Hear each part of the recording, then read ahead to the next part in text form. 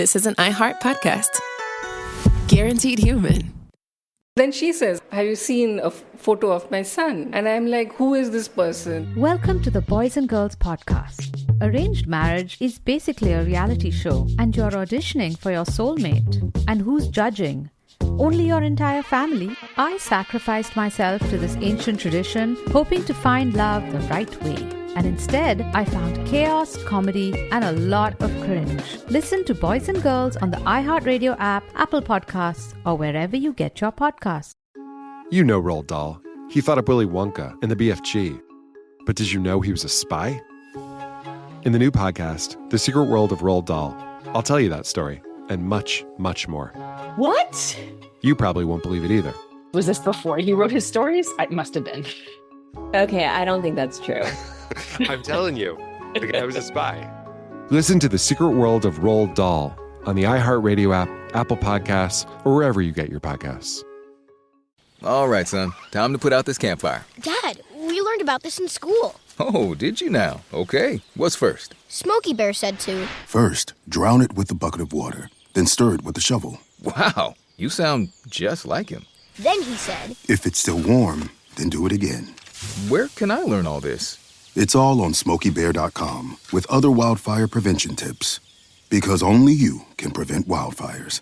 Brought to you by the USDA Forest Service, your state forester, and the Ad Council. Hey everyone, it's Emily Simpson and Shane Simpson from the Legally Brunette podcast. Each week, we're bringing you true crime through a legal lens. Whether you want all the facts on the disappearance of Nancy Guthrie, or you still need to wrap your head around the Diddy verdict, we're breaking it all down step by step. And we're not just lawyers, we're also husband and wife. It makes for some pretty entertaining episodes. Listen to Legally Brunette on the iHeartRadio app, Apple Podcasts, or wherever you get your podcasts. Cool Zone Media. Hey everybody, Robert Evans here, and I wanted to let you know this is a compilation episode. So every episode of the week that just happened is here in one convenient and with somewhat less ads package for you to listen to in a long stretch if you want. If you've been listening to the episodes every day this week, there's going to be nothing new here for you, but you can make your own decisions.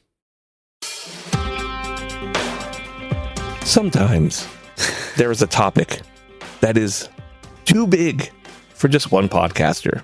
Sometimes a simple medical podcaster, a simple wartime journalist can't handle a topic on their own. They need to combine forces. A special team up has to happen. And that, my friends, is what's happening today on this special crossover edition of the House of Pod. And it could happen here in HOPICHH Hoppitch special. Myself, Dr. Kaveh Hoda, hope I'm saying that correctly, and James Stout are going to be talking to you, along with two very special guests, about what's happening out there in the protests, what risks the protesters are facing, what health concerns we have for them, how they can best prepare, and more. James, hey, buddy. Hey, it's nice to be podcasting with you again. I really enjoy our team-ups here, our special Marvel team-ups that we do. It's a fun one. You're my favorite collaborator, Kaveh. Hey, I'm going to take that as total sincerity, even though I'm not entirely sure. So I thank you for that. Yeah. Because I think that sounded sincere enough. Yeah, I like these. It's fun. Me too. I do too. Let's introduce our guests. We have some very special guests. I will actually ask you guys to introduce yourselves.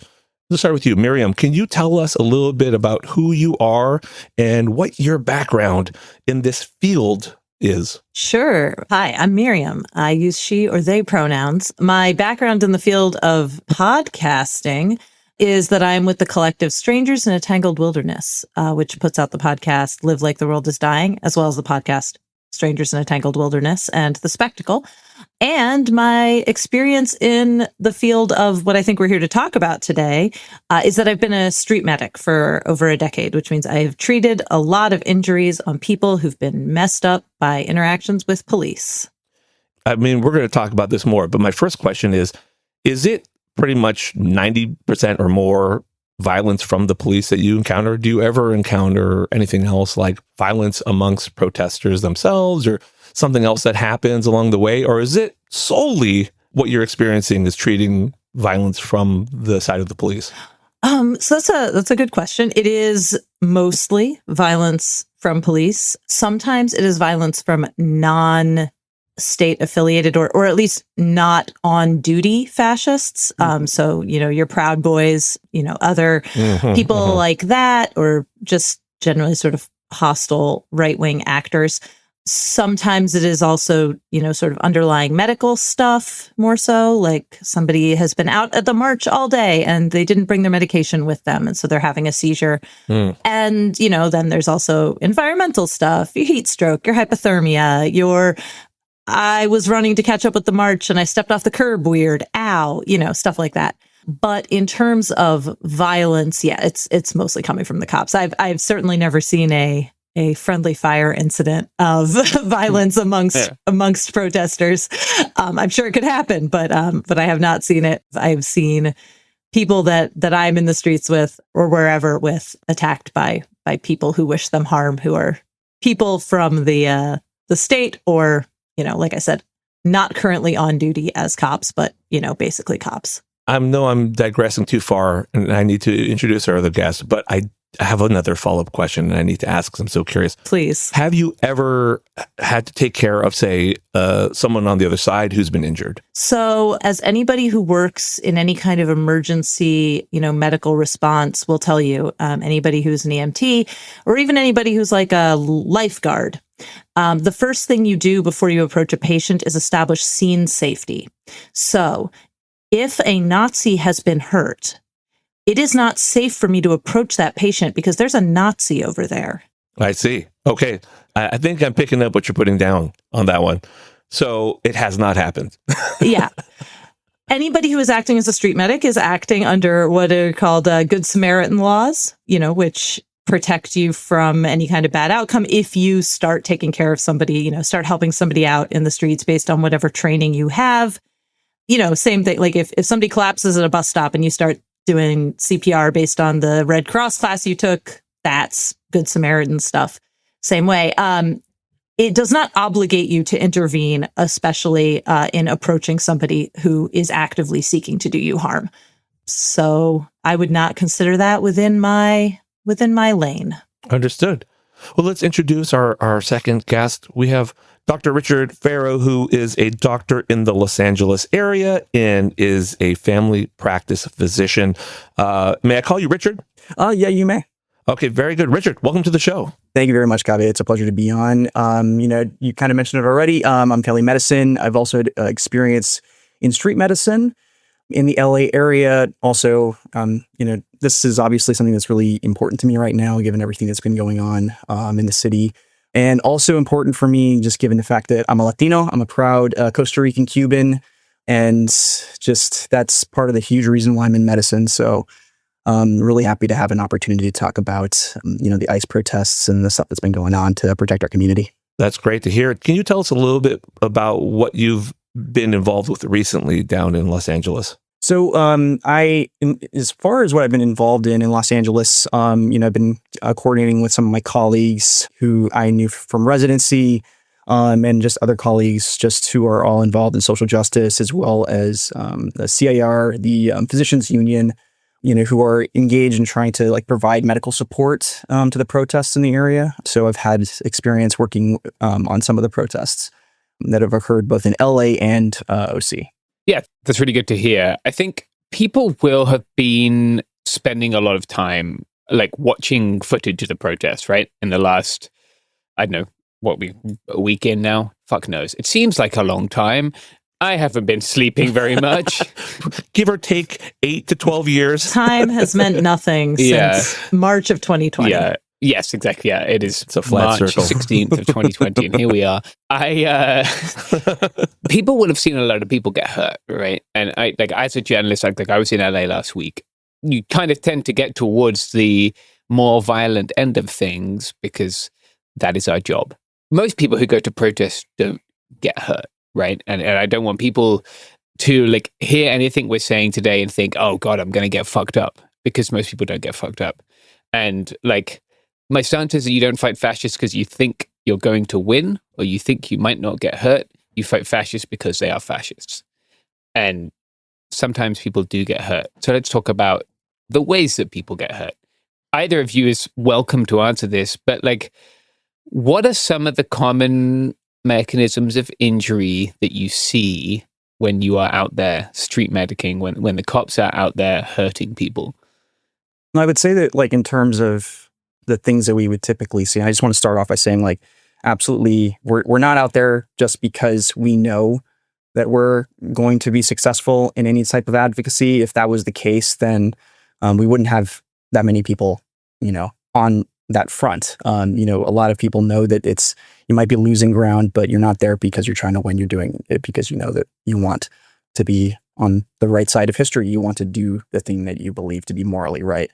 As far as like the type of injuries that you would typically see, I think in order to answer this question, I would kind of break it off into two sections. Like, you have mainly protests that have not devolved into violent confrontations with law enforcement, and you have protests where things like, for instance, riot control agents have been deployed in like the non dangerous side of things. Like, you might have the kinds of stuff that you would encounter in any sort of major events. You're going to deal with dehydration. You're going to deal with people who are like in overcrowded areas that might, accidentally fall, hit, and trip over one another. In those kind of circumstances, when we enter into the space where, riot control agents are being involved, the quote unquote less lethals, non-lethals, which I'm going to kind of go into later, is a bit of a misnomer. In those circumstances, we look at like chemical exposure to things like tear gas. There's a lot of different ways that manifests that type of exposure, and we can kind of get into that a little bit as well. And then also we have, projectile weapons like rubber bullets, flashbangs, those type of things that you might encounter, like sort of blunt trauma to people's bodies. Yeah. Anything you'd like to add, Miriam? I mean, first of all, like, you're doing great out there. Good for you for being out there. It's a hell of a time. There's regional variation, I think, to some of the stuff that we see. So I am based in New York City. Not all of the work I've done has been in New York City, but most of it has. And in New York City, we don't have tear gas. Mm-hmm. They just don't do it here because the police found out after deploying tear gas extensively during the RNC that the thing about tear gas is it gets sucked into vents. Yeah. And when it gets sucked into vents, it gets on all kinds of people in the subway and in buildings. Yeah. And that causes lawsuits. And the NYPD does not enjoy that. So they use pepper spray instead because pepper spray is more directed. It doesn't linger in the air the same way. You hit the people that you are trying to hit, and anybody else who's walking by, and also your buddies who are standing next to you because you fired into the wind, which is always a good time. Any such cases, yeah. So many. There's a whole series of what we are calling locally Peppa Pigs, which are Peppa Pigs. It's what you think it is. So yeah, we see a lot of pepper spray. We also, because one of the primary weapons of the NYPD are just sheer overwhelming numbers, we see a lot of just direct hands-on violence, just cops hitting people, punching people, throwing people to the ground. We see a lot of very rough takedowns. Now, if you're, acting as a street medic and in that situation, you don't get to treat those people because if they are taken down by a cop, they are then swarmed by many other cops and they get taken away. Then that's something that we might see when we meet that person later at jail support. But the other weapon that we used to see quite a bit but haven't in more recent years is the LRAD, which is a sound cannon. Yeah. They do still use it, but they use it to like make announcements and annoy people. Yeah. They use it to like make obnoxiously loud announcements, but not to blast out people's eardrums, which was sort of its weaponized form. Yeah. We haven't seen that recently, though. Police will they all carry tasers. You don't tend to see a lot of that at protests, but it's certainly something that we're constantly aware that they have the ability to do. But yeah, it is here. It's mostly pepper spray, nightsticks, fists, knees, that kind of thing. Yeah. I would assume that a lot of what they do, like, for example, tear gas was, to my understanding, first developed in World War I, really to cause confusion amongst the enemy. And what I assume a lot of these things that they're using, the sound cannons, is to create panic and confusion and hopefully get people to run and move in mass, unorganized ways. And I wonder if you're seeing crush injuries, if you're seeing injuries related to just the people moving and being scattered around and running in different directions. Is that something that you have seen in this process, either of you? Yeah, well, just real quick, like to the first thing you said, the absolute, like the purpose of every police weapon is to cause fear. One of the reasons that I think they so often use things like tear gas and pepper spray when they could simply choose to not is like, one, because they have it, because their budgets are outrageous and they have, all the weapons they could ever dream of. And why not? Well, we have it. But I think that the other reason they use it is because it does freak people out. It scares people. And so, a lot of people have had like a big dude shove them before, That's like not a super unfamiliar situation. It's not a great situation. People don't like it, but they're familiar with it. They're familiar with the concept. Getting sprayed by a mysterious chemical that makes you feel a thing you've never really felt before. That's a lot scarier. And you don't know what's in it. You don't know what's on your body. You don't know why it hurts the way it hurts. Like, you just know, like, oh yeah, I mean, I guess this is what tear gas feels like. I guess this is what pepper spray feels like. Yeah. It's frightening. And yeah, people absolutely get hurt running away. It makes it difficult to see. Like, squeezing your eyes shut is like a very immediate reaction. So people run, they lose whoever they were at the action with. They get separated from their group. They get disoriented. They may be having trouble breathing. They may be panicking because they're having trouble breathing. Then they're having trouble breathing because they're panicking, So yeah, you do absolutely see all of that. Yeah, I mean, I really want to second what Miriam has been saying here. As far as like the most common agent that you see in tear gas in the United States at this time, it's believed to be Agent CS. And this is something, like you mentioned, it was developed right around the time of World War II. It started like becoming into effect in the late 50s. A point of thought for this is it was actually made illegal for use in warfare in the 90s by the Geneva Convention. So you don't see the US or other armies like using this on soldiers, but we're using it in protests. Well, you don't necessarily see the US military following the Geneva Convention. Yeah. Okay, well, that's a fair point. Yeah. Of the wars of law, the tear gas is one that is wars of law, laws of war. People do be using tear gas sometimes, but yeah, they shouldn't be. Mm-hmm. Yeah. And you're right. It was first in the Geneva Conventions in 1945, but then in 1997 specifically, it was prohibited. The thought behind that is they did it because they didn't want someone to get one gas and not know exactly what it was, and then use the really nasty stuff like sarin gas, etc. And the reason our police are able to do it on our protesters is because they're pretty confident that our protesters wouldn't use sarin gas, so they feel free to use it on our. But speaking of sound cannons and disturbing noises being shot into your ear holes, commercials. We'll be right back.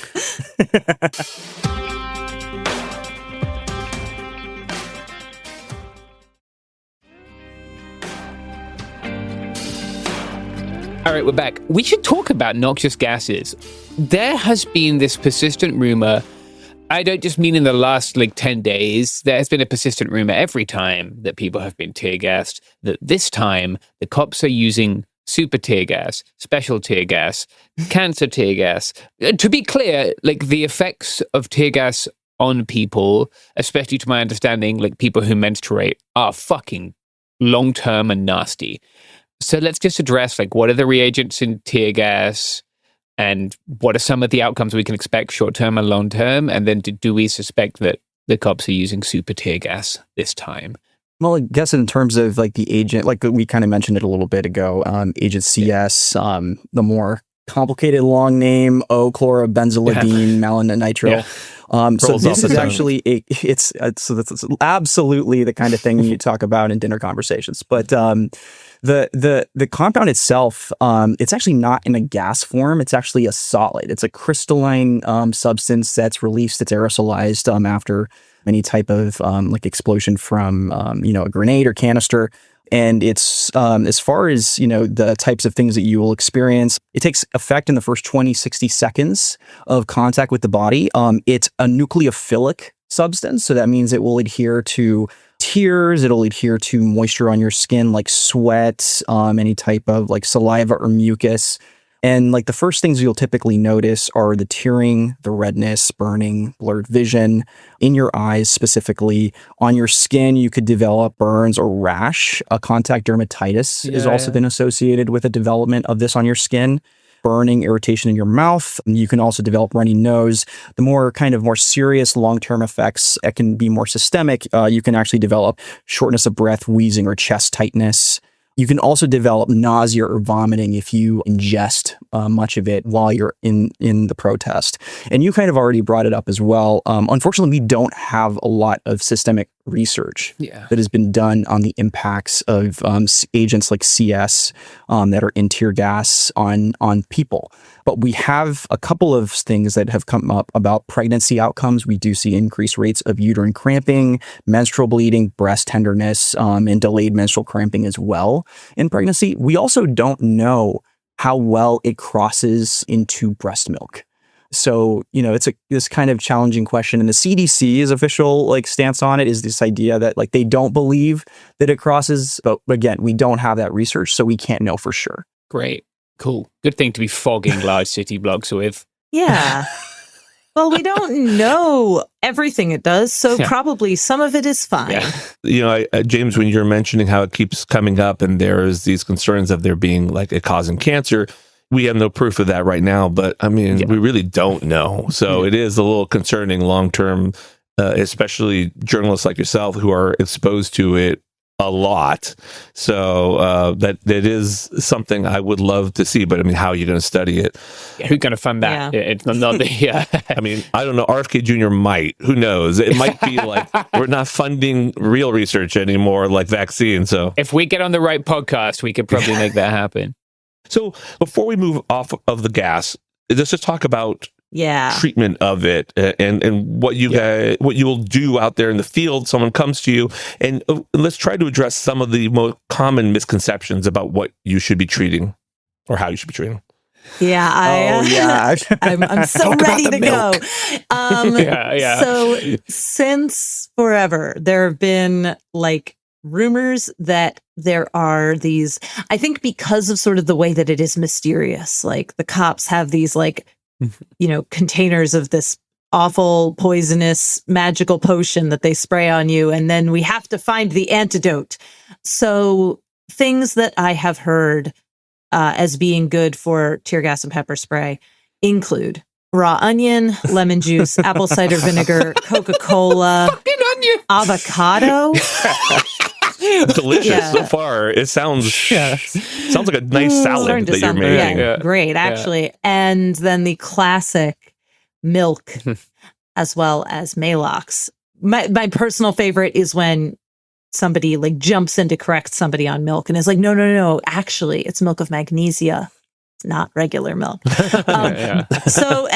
You got to get it from a magnesia cow, which is.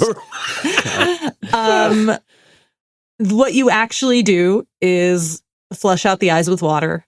That's it. That's the only thing. It's water.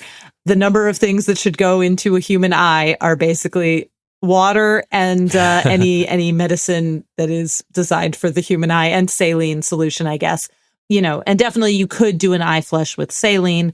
It's just that if you have saline in your bag, it weighs just as much as water, and you can't drink it when you get tired. Mm-hmm. Well, you can. You can, but it's not recommended. It shouldn't. And you can't refill it from a tap. You can drink anything, James. If you're not a coward. But if you have a bottle of water, you can do a bunch of eye flushes, and then when it starts to run low, you can refill it from a tap, because that has water in it too.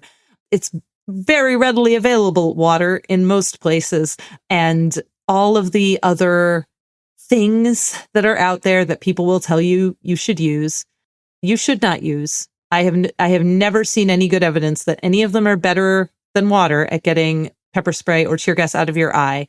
all of them are kind of predicated on this idea that there's like a chemical reaction you are trying to affect. And then that is sort of further based on the idea that the reason this stuff hurts is because it is acidic. Because I think people think like, what's a chemical that burns? Acid. Right. These are not acidic. That is not how they work. They are chemical irritants, and you don't want an acid-base reaction in your eye anyway. You want to be doing chemistry experiments in your eye. Yeah. You actually usually wear goggles when you do chemistry experiments. I'm not like a chemist, but Miriam, water sure is great, but what about all that fluoride you're getting into your eyeballs? Okay, have you thought about that? That'll prevent eye cavities. Richard, anything else to add to that? No, I think you hit the nail on the head. And I think that when I look at what physicians typically recommend in terms of response to tear gas, I always think back on the Dr. Glockenflecken thread that became very popular on Twitter. I'd be very interested to hear what your thoughts were on that, Miriam. I think like one of the things that tended to come from that particular thread, because he does have experience as an ophthalmologist. He mentioned washing your eyes with baby shampoo and rinsing copiously. I think like the challenge with that is obviously like what Miriam had mentioned. One, water, saline are the better options for irrigating your eyes, especially after exposure. For one, the fact that it's, you never know what else, like it's better to avoid any other type of irritants that you could, be exposing to your eye. Also, the fact, like we already mentioned, the fact that the agents in tear gas, they're nucleophilic, meaning they're attracted to water. So by using water itself, you are effectively going to help to irrigate it. And, we typically recommend anywhere upwards of 20 minutes for that type of exposure. And then as far as, I'm not sure if you mentioned milk already, Miriam. Milk haunts me. Yeah. We can't mention it enough. Eyeball cheese. We cannot mention eyeball cheese enough. What about 2% is the percentage? 2%. So let's think about what the context of where we are in a protest. It's very typically outdoors for many hours, usually in summertime. Hot, exactly. Usually. Milk is a bad choice. So who likes the idea of putting this, this culture on people's eyes? Like, I think far too many people is the answer. Just yogurt. Actually, yogurt. You may as well go and get Greek yogurt and pour it on your eyes. Yeah. So, it really gets back to the idea of like constant irrigation. Clean water is perfectly fine. If you have water at the protest, usually the best thing to do is have the types of water bottles that have like a flip-off cap, so that way you can easily, pour it over their face and then recap it for later use on someone else or yourself. I think the other thing too that's really important to discuss is, because it's this solid aerosolized substance, it can sometimes adhere to your clothing. So, there's a couple of different approaches. Physicians for Human Rights has a PDF that I strongly encourage anybody who's listening to review. If you find yourself in the position of either being a protester at a protest or being a medic at a protest, they recommend, if you've been exposed to tear gas, to hang your clothing afterwards in a heavily ventilated place for up to 48 hours. If you're not able to do that, placing your clothing in a plastic bag, including your shoes, outside and not mixing it with any of your other non-exposed clothing is the ideal response afterwards. Yeah. I'll add, when Dr. Glockenflecken was on our show talking about this back during George Floyd, we discussed it. And the other thing that he recommended, and he is actually not just a very, very funny internet person, he's also a very good ophthalmologist. And he also recommended, initially when it happens, as soon as you can, blink rapidly. That really helps initiate the tear response. You're still going to need water, but it's going to help get that jump started for you. And it's going to require a lot of water. About 1 to 2 liters is generally what people will say. So it's hard to have that much with you on hand when you're, out there protesting. But if you're able to, I feel like water is one of the more important things you can bring with you. Yeah. So to the thing about the baby shampoo, first of all, I think the recommendation with that is to wash the skin around the eyes with the baby shampoo, not directly in the eyes, but that's like a less harsh way of removing the chemicals from the skin there, because you would definitely wash skin with soap and water. But I could see maybe using like a gentler soap directly around the eyes. That makes sense. As far as like my technique with doing an eye flush, in the streets, a continual 20-minute irrigation just is not feasible. Now, sometimes at big actions, medics will set up clinic spaces, tents, stuff like that. And occasionally, very occasionally, you can do the like true gold standard of eye irrigation, which is 20 minutes of continual saline irrigation, where you like have a bag of saline like in a hospital and you plug it into a nasal cannula and you tape that to the bridge of the nose and just let the person lie down. That works, but like it's just not feasible in most street situations. So what I do is I'll put on gloves. I will get consent because, anytime you're treating somebody who's been brutalized by the police, you are treating an assault victim and you should prioritize their consent as much as you can. So I, do a quick like, hey, what's up? My name's Miriam. I'm a medic. Can I help you? I guide them out of the area of immediate danger if they can't see. And then I flush first one eye twice, and then I have them blink a whole bunch, and then the other eye twice, and I have them blink a whole bunch. And then they're usually able to open their eyes and navigate safely on their own. Sometimes they need another round with that, especially if I didn't, if I missed being, if it's dark and things are moving around and I missed the eye or something. But usually that gets enough out that they are going to be able to navigate the situation. And because they are tearing a lot, that's part of the flush too, right? The body is doing that on its own. And flushing too much with water, I think in that initial moment, you're just washing away tears at that point. So doing like a first round of like forceful flush, you're really like using a forceful stream to push the chemicals out. And then, okay, their eyes are open. They're still in pain. And like, that's just going to last for a while. Your eyes are going to continue to hurt. And like, that sucks. You've been harmed. Somebody did a harmful thing to you. And you are going to continue to have pain for a little while. But if you can see that your immediate danger is reduced and you can get out of there and you can, in a calmer moment, maybe do another couple eye flushes, maybe, use soap and water on the face, clean up a little bit and like be a little bit happier with how you feel. But my priority in the immediate moments after somebody's been sprayed is to like help them so that they can get out of there if they need to, because they probably do. Yeah. Yeah. Well, speaking of things that will make you tear up, I'm sorry. I'm terrible. Commercials. Stay tuned. We'll be right back. Beautiful.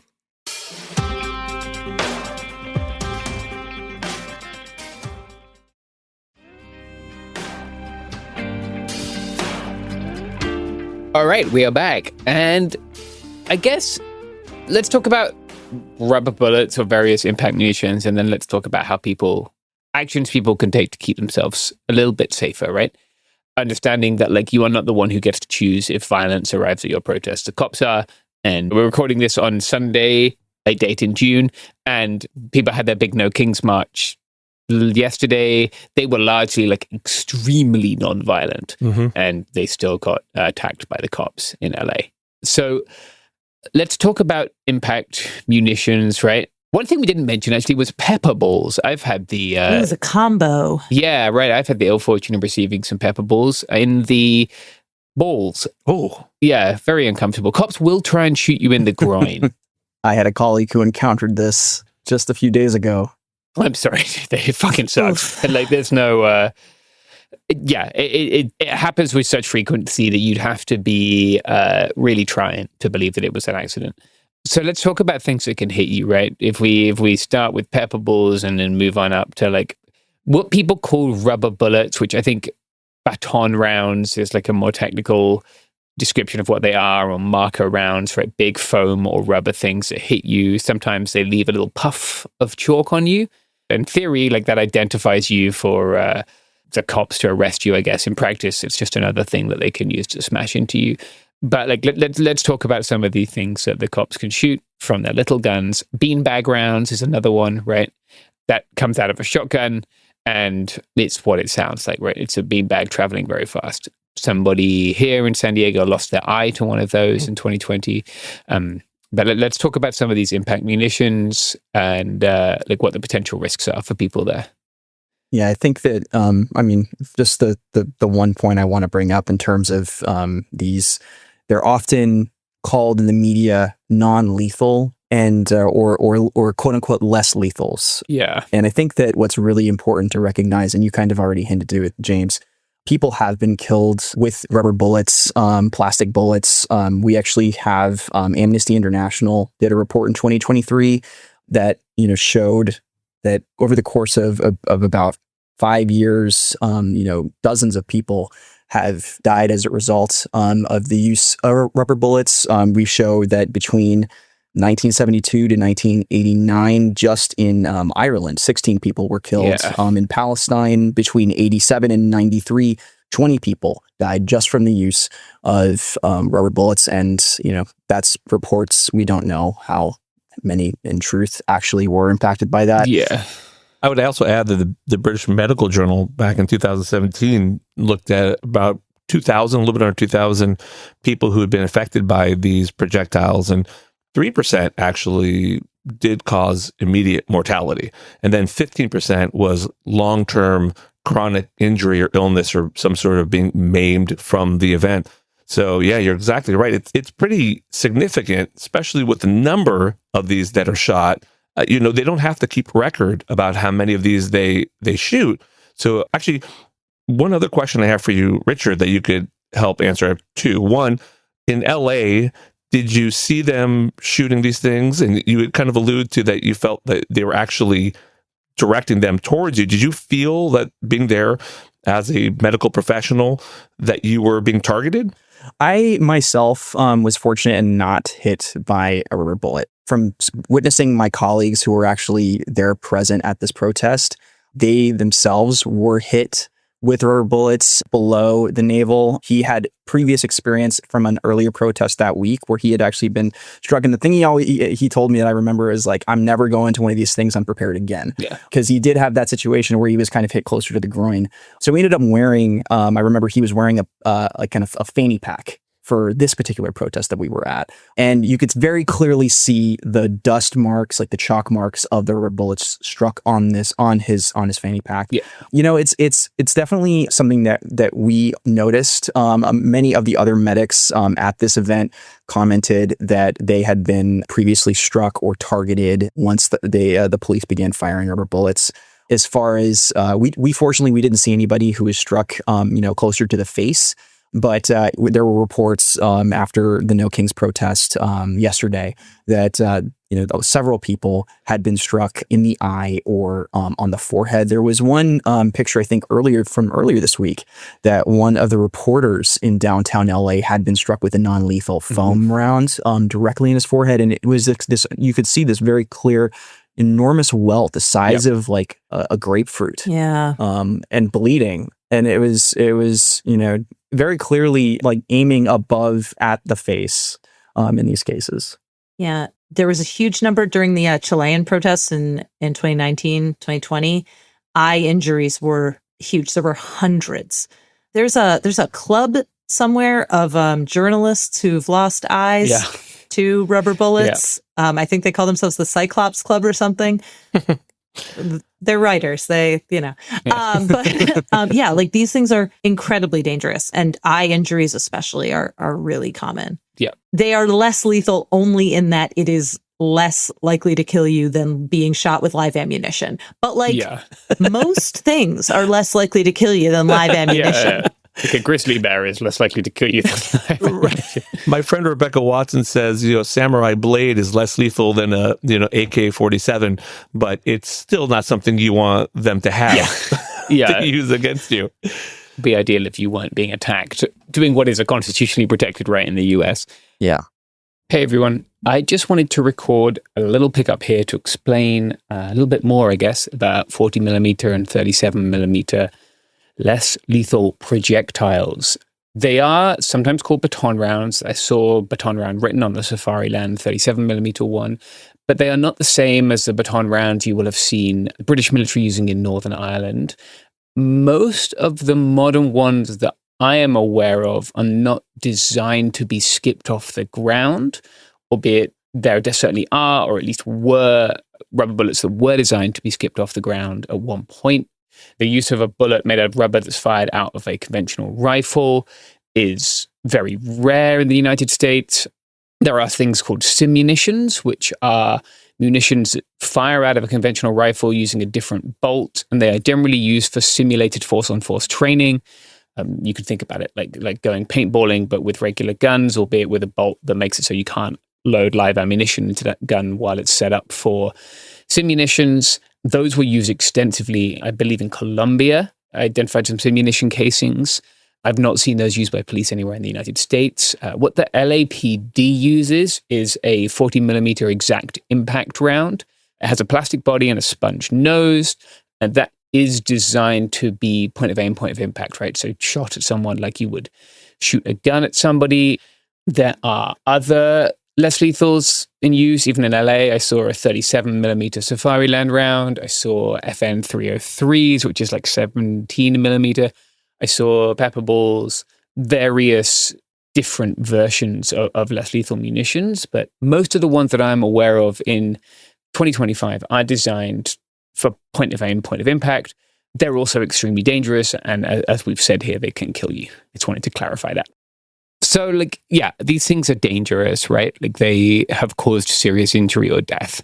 Let's assume for a minute that the folks listening have not attended many actions before, right? That they are either younger or they just haven't been in that world, in that part of their life, and they've seen what's happening recently and they're pissed off and they want to attend, but they're afraid, right? And they want to know what they can do, what they can bring, how they can prepare themselves, in the understanding that it isn't 100% safe because the cops can decide to attack you whenever they want. What can people bring? How can people prepare to be as safe as they can be? Bring water. I mean, not just for eye flushes, but bring snacks and water. You're going to be out there for a while. You need to keep yourself going. You need to keep your friends going. Bring friends. Be there with somebody who is going to watch your back. Somebody who knows a number for your emergency contact. If you get grabbed, stuff like that. Especially if you're new to this, try not to run alone. Yeah. Mm-hmm. Yeah. Even if it's just hooking up with people when you get there, Yeah. I've been at a protest that was starting to look scary, and a woman turned to me and said, "I'm here alone. Are you here alone?" And I said, "Yeah." And she said, Now we're here together." And I'm like, okay. Yeah. Now we're buddies. Yeah. Which is beautiful. It's a good place to make friends. It's a very honest feeling to have. I mean, you're seeing for many people, it's probably the first time that you're seeing someone aiming a projectile at you and aiming a firearm at you and firing. So there's a good reason to feel worried. That's the fact that we have to worry about in this country. Period is it's very chilling. I think that Miriam mentioned it. Bringing friends is really important. Something else that we've talked about in circles in LA, I think, is really understanding going in, what is the amount of risk that you are willing to take entering into these spaces, I think is extraordinarily important. I think some of my colleagues who were at the UCLA protests earlier during the Palestine movement, they kind of asked the question, they kind of framed it in green light, yellow light, red light, in terms of green meaning I'm okay with whatever risks might be involved, as far as what my understanding of what this protest could entail. Yellow being I'm not prepared to go so far as to be arrested, but I'm willing to be present, record if necessary, serve as a witness for my other colleagues who are going to be in this space. Red meaning, I'm not necessarily prepared at this point to go that far. I want to support, but I also don't want to get arrested. And I think it's important to recognize that, not necessarily shame other people in terms of where they're at in this. Yeah, 100%. Yeah. Absolutely. Because everybody comes at this from different places. I think it's really important when you're in these spaces to kind of understand the risk of the other people who are alongside you. Because if you're a medic and you're trying to treat other people, and then you have all of a sudden you're by yourself because the other people are well, this is what I signed up for. I'm out. Yeah. That is also scary, even if you're very willing to be there. Yeah. So I think just having those conversations and planning more than anything, planning is extraordinarily important. Yeah. I think that's very well said. Great points. And everyone has a different level of risk. And just to be totally clear for our listeners, there was over 2,000 different protests yesterday, and there was the minimal amount of violence, and they were all peaceful. The protesters were the vast majority peaceful, and things went fine. And some, like the one I attended, was actually kid friendly. So it was a safe place. But particularly in certain places, there's always a small chance, if not large, and depending on the police presence there, that things could go the wrong way. And it is something to keep in mind. So I particularly like your point regarding everyone has a different level of risk, and that's okay. You're still contributing. Yeah. I'm not a place myself where I'm planning on getting arrested. Yeah. That's just not something I want to do. But I would like to protest that, and I would like to support. And along those lines, what are ways that other people who have medical backgrounds could potentially contribute or support you? In terms of the ways that like medics can, respond in these situations, I think for me, I have, a box of medical equipment that I go to bring on site. Like I'm obviously, like Miriam said, I'm bringing water because that's going to be foremost like my most useful tool to help anybody who's going to be affected by things like tear gas. As far as other things like having extra masks, I think is really, really important, because it's a huge way of reducing respiratory exposure to the aerosols that are going to be in the air.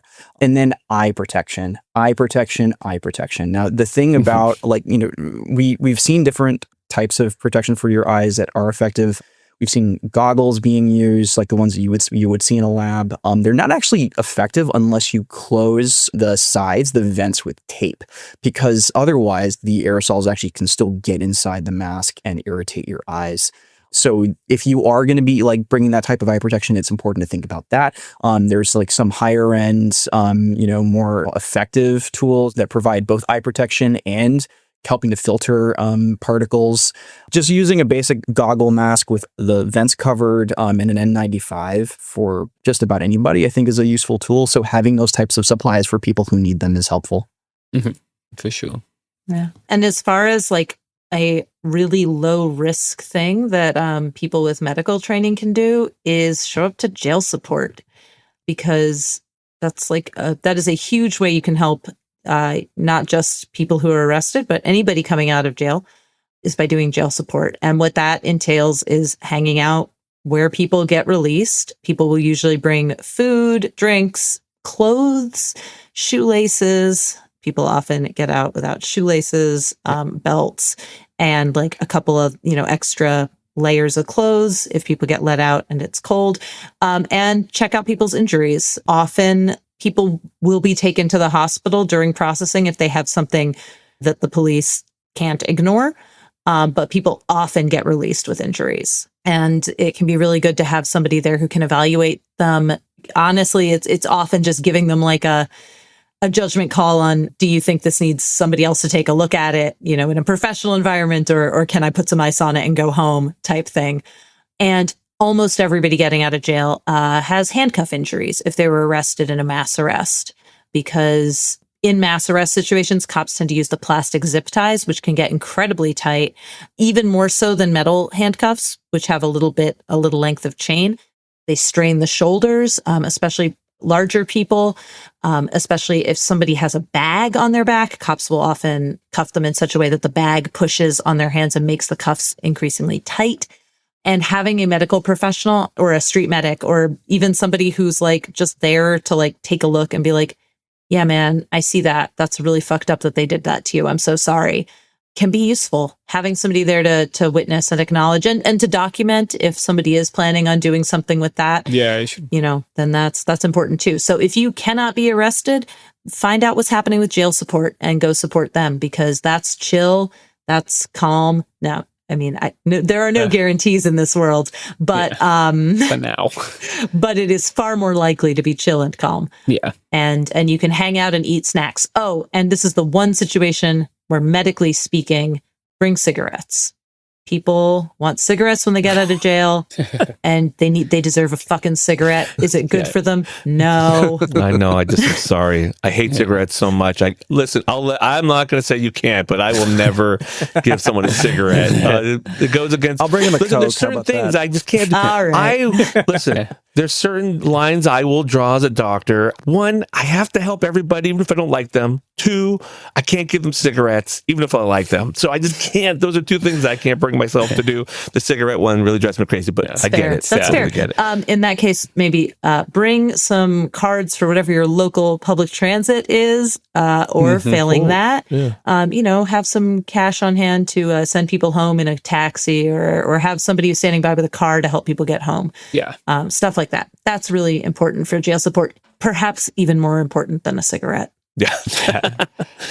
I would add that another thing you can do if you're medically, like a medical professional especially, is help other people learn really basic skills. You don't even have to be at a protest, right? It could be a week later. There are medical professionals who do street medic training. You can teach people stop the bleed in a day and potentially save someone's life. And so if that's something that you are skilled enough to teach, and you need to be honest about whether you're skilled enough to teach that or not. If you've watched a few YouTube videos and you're not, that's something you could use to really help other people who are going to be there at times when you're not comfortable or safe being there. I guess for the end of the show, to wrap up, if people are just attending to be fucking mad, and there are a lot of people who are fucking mad right now, what should they bring? And if people want to access training, right, like what are some resources that you would suggest? What are some types of training in terms of like first aid that people can access, that people should access if they're thinking of attending these things and they're worried? I mean, I think in terms of the type of first aid that you need to be really conscious of, especially in any type of like event where you're going to be with a lot of people and you're going in as a medic. And this isn't just for protests. I think it's for any type of event. We do live in a world where, unfortunately, there is a lot of mass shootings. Even if they're firing rubber bullets, we don't know who else may also attend, who may also be going with the intention of being violent. So, I mean, you mentioned it yourself, stop the bleed, having basic understanding of how to, what types of on the field first aid should be done for individuals who have received a gunshot wound, I think is really important. If they've been struck by a car. We've already seen earlier this weekend that there were shootings in, I believe, in a couple of different cities. I'm missing which one unfortunately happened, but I do know of at least one report of a Tesla being driven into a crowd of protesters this weekend. Of course it was. So it was, if I get killed by a Tesla, I'm going to be so fucking mad. Yeah, the indignity. That is actually the thing that concerns me the most at most protests is some actor coming in from outside to do something like that. That part really does concern me, especially because so many of these are like I had mentioned, kind of family friendly, and they should be. I think families, for the most part, should be able to come to these things. So that is something that I am always constantly on the lookout for. Yeah, cars fucking scare me. Like I've experienced car bombs in my career, but also just like cars driving into crowds can cause untold damage, and Americans do be loving large cars, and the cops won't stop them. Like at least in LA, my experience with the cars were kind of in and out the whole time, and that did not make me feel secure.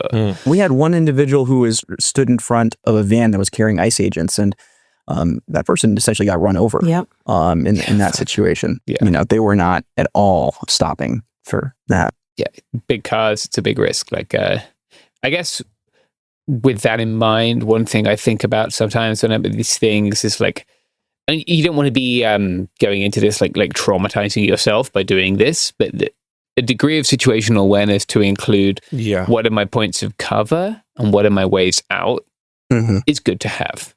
It helps. It helps me feel safer anyway. Yeah, and that's another huge reason to always run with a buddy, right?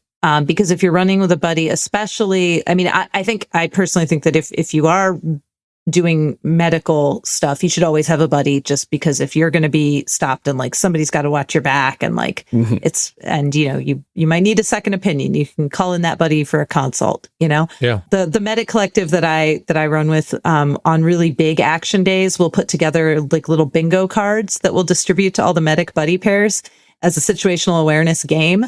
So like if we're all rolling out to a big action, we'll put like, there'll be squares for like a cop who clearly is not awake, or your ex, or person who forgot sunscreen, or just things to look out for.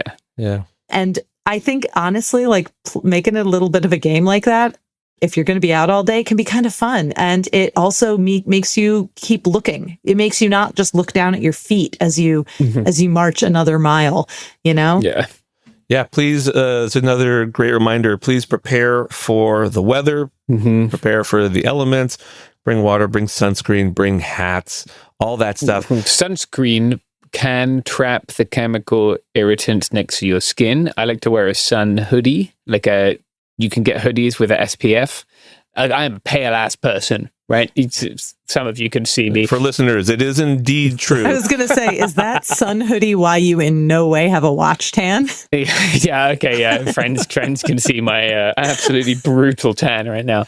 Absurdly white. When I was a bike racer, I used to have the logos of my sponsors burned into my back, and that was cool and normal. That's unsettlingly literal. Yeah, right. Yeah. That was a political moment for me, actually. Yeah, I like to wear a sun hoodie because sunscreen, it can trap irritants against your skin, but if it's a creamy kind, right? I think after a point it absorbs and it doesn't, but I've definitely experienced that kind of paste on your skin kind of situation. Interesting. Some of the gnarliest injuries I've seen have been heat related at protests. Yeah. If you're organizing a protest, don't send it straight up a fucking hill. Just don't. Go easy on people. Yeah. People will be bringing a lot of stuff and they have signs and stuff. They might not wear their comfy shoes. Go easy on them with the hill climbing and because you're doing it in the middle of the day often as well. Don't hurt people. Richard, I know you were going to mention something else. The thing I was trying to mention, this is less so for I'd say EMS non-physician individuals. Actually, before the podcast, I had a chance to talk with one of the regional vice presidents for CIR, the Physicians Union that I was formerly a part of when I was in my residency. Kayla, she has a lot of experience being involved in protests and street medicine. And the thing that she likes to mention is physicians have a tendency to want to do a lot in a moment. And so Miriam mentioned situational awareness. I think situational awareness is extremely important. Being able to know when you have the time to do a certain intervention versus when it's time to get this person out of here and to a safer place, I think is very, very important. Yeah. So less does more in these situations is what I would say is pretty important. Yeah. Yeah. One thing I do, as a journalist, primarily not a visual one, I often work with photographers, right, as a two-person team. I have been a photographer at protests in the past, and your world is very small in that viewfinder, and it's kind of the same if you're helping someone, right, who's injured. That becomes your whole shit. I will physically have my hand on my photographer a lot of the time, on their back, right? And if they need to start moving backwards, I am going to start moving them backwards. Obviously, you don't want to just leave someone who's hurt, but if you're the buddy, it's good to be that close to the person who's providing care so that you can have a way out if you need to have a way out. This was so incredibly useful and helpful and insightful. We appreciate both of you coming on. Yeah. Let's close up here. What I would like to do is not only plug something for yourselves, but what I'd like to hear and our listeners actually enjoy is to hear something that's bringing you some joy in these times, some piece of media, art, film, book, podcast, anything, you name it, a good restaurant that you really love, you want to give a shout out to, whatever it is, something that's bringing you a little bit of joy. So let's do those two things. Miriam, let's start with you. What can we plug and what's something that's bringing you some joy? So thank you for having me on. This was delightful. So I will plug Strangers in a Tangled Wilderness, which is the collective that I'm a part of. You can find us at Tangled Wilderness on Blue Sky and Instagram and nowhere else. And we have a website, which is Strangers in a Tangled Wilderness. We have a Patreon, all that stuff. But the main thing I want to tell you about those guys over there is that James and I did a podcast recently for the show Live Like the World is Dying on protest health and safety. And we go really in detail on specifics of gear, specifics of first aid techniques, and I think people should maybe check it out if they're going to be out there. We'll put it in the show notes. Yeah, because we're professional podcasters like that. You can cruise on over to It Could Happen Here if you would like to find the show notes. Right. Wait, Miriam. So, what's the thing that's bringing you joy? Oh, I have. Do you remember that? Joy? I'm familiar with the concept. I have been rewatching the She-Ra and the Princesses of Power cartoon. Wow, nice. Love it. What about Jim? She is outrageous. They didn't remake that as an overtly queer Netflix series, so I have had less exposure to it. But, cartoon sword lesbians, can't argue with it. No. Yeah, that sounds pretty awesome. All right, Richard, what about you? As far as something to plug, I have a huge pleasure of being able to work on Blue Sky, helping to put together the MedSky feeds. So if you're on Blue Sky, be sure to subscribe to our labeler so that way you can get your medical specialty on your account, and you can get your posts on one of our 40 different feeds. And then also, as a Latino, I can't leave the podcast without mentioning also we are working on Latin Sky, and it's the amount of Latinidad and joy that I've been seeing on that feed over the last few days, despite the pain.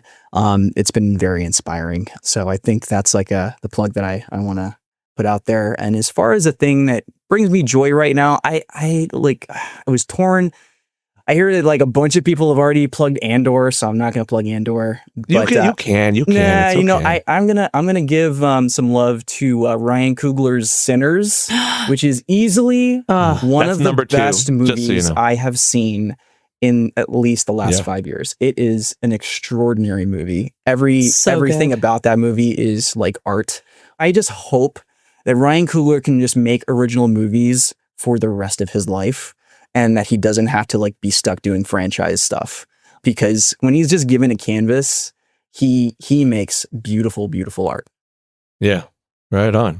Pura vida. That's for the Pura vida. So, James, what about you? What can we plug? What can you plug for you? What can I plug?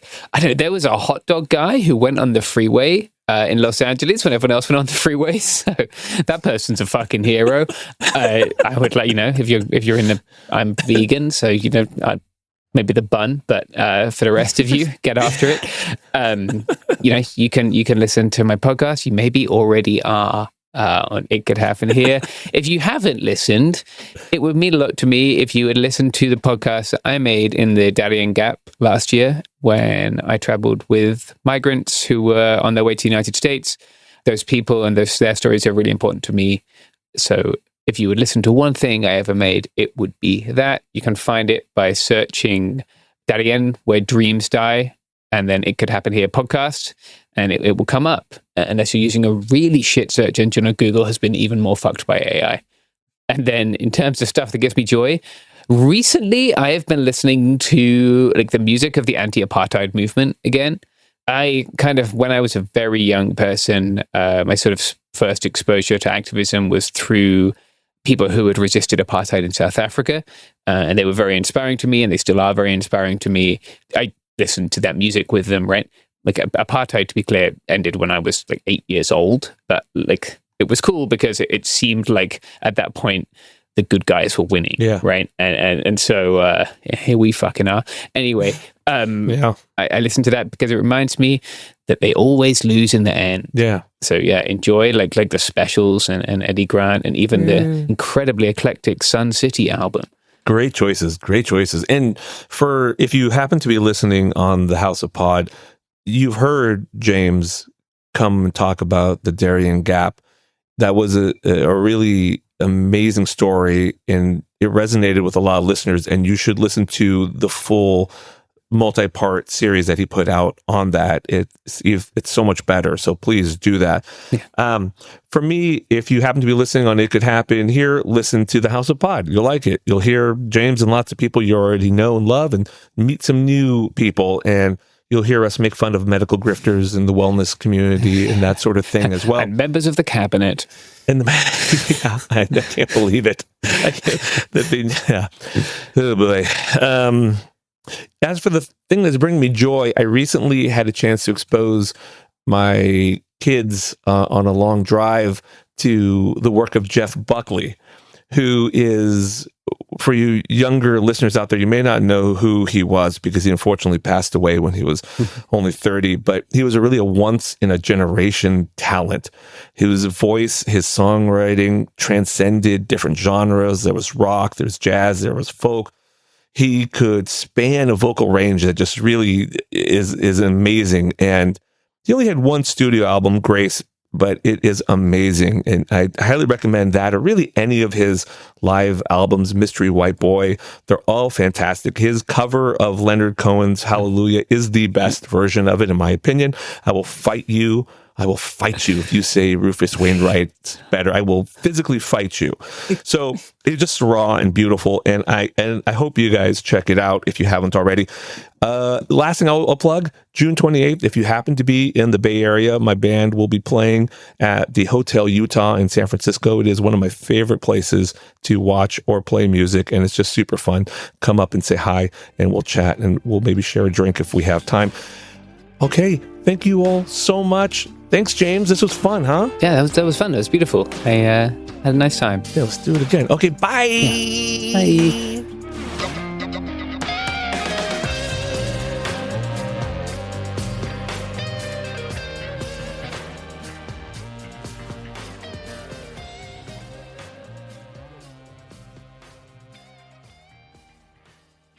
You know Roald Dahl, the writer who thought up Willy Wonka, Matilda, and the BFG. But did you know he was also a spy? Was this before he wrote his stories? It must have been. Our new podcast series, The Secret World of Roald Dahl, is a wild journey through the hidden chapters of his extraordinary, controversial life. His job was literally to seduce the wives of powerful Americans. What? And he was really good at it. You probably won't believe it either. Okay, I don't think that's true. I'm telling you, the guy was a spy. Did you know Dahl got cozy with the Roosevelts, played poker with Harry Truman, and had a long affair with a congresswoman? And then he took his talents to Hollywood, where he worked alongside Walt Disney and Alfred Hitchcock before writing a hit James Bond film. How did this secret agent wind up as the most successful children's author ever? And what darkness from his covert past seeped into the stories we read as kids?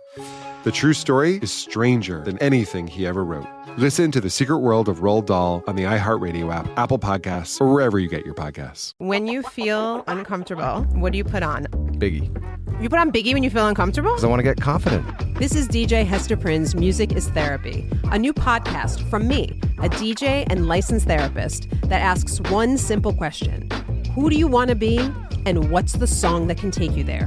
Music changes what you feel, and what you feel changes what you do, right? That moment where a song shifts something inside you, that's where transformation starts. This year, I'm talking to experts across every area of life, like personal finance icon Gene Chatsky, New York Times journalist David Gellis, relationship legend Dan Savage, human connection teacher Mark Groves, and the man who shaped my ear more than anyone, Questlove.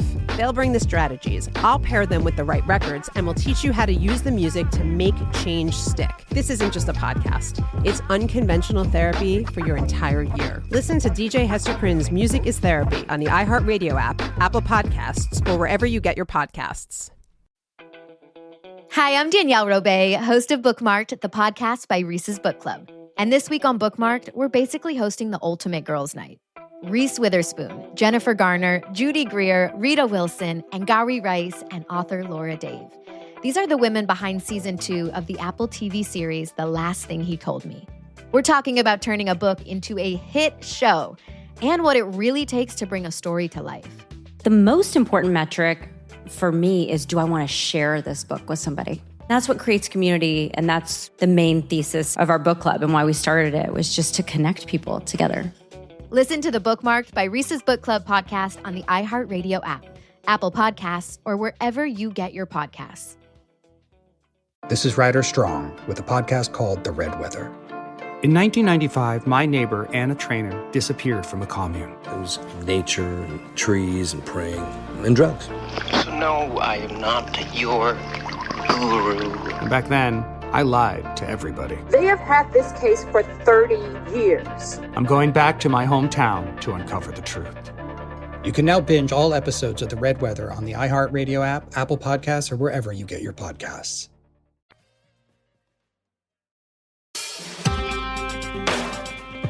Hello and welcome to It Could Happen Here. I'm here once again with... It's James again. Great to talk to you again, James. Yeah, likewise. Glad to be here. You know, I spend a lot of time thinking about the world and how it works and all that jazz, and I assume you do as well? I do, yeah. Increasingly worrying about the world and how it works. Yeah, this place, this home is quite the puzzle. And much like a puzzle, it has been carved up and divided in so many different ways, sliced, labeled, ranked, and measured from all kinds of different angles. And that's really what I'm interested in talking about today.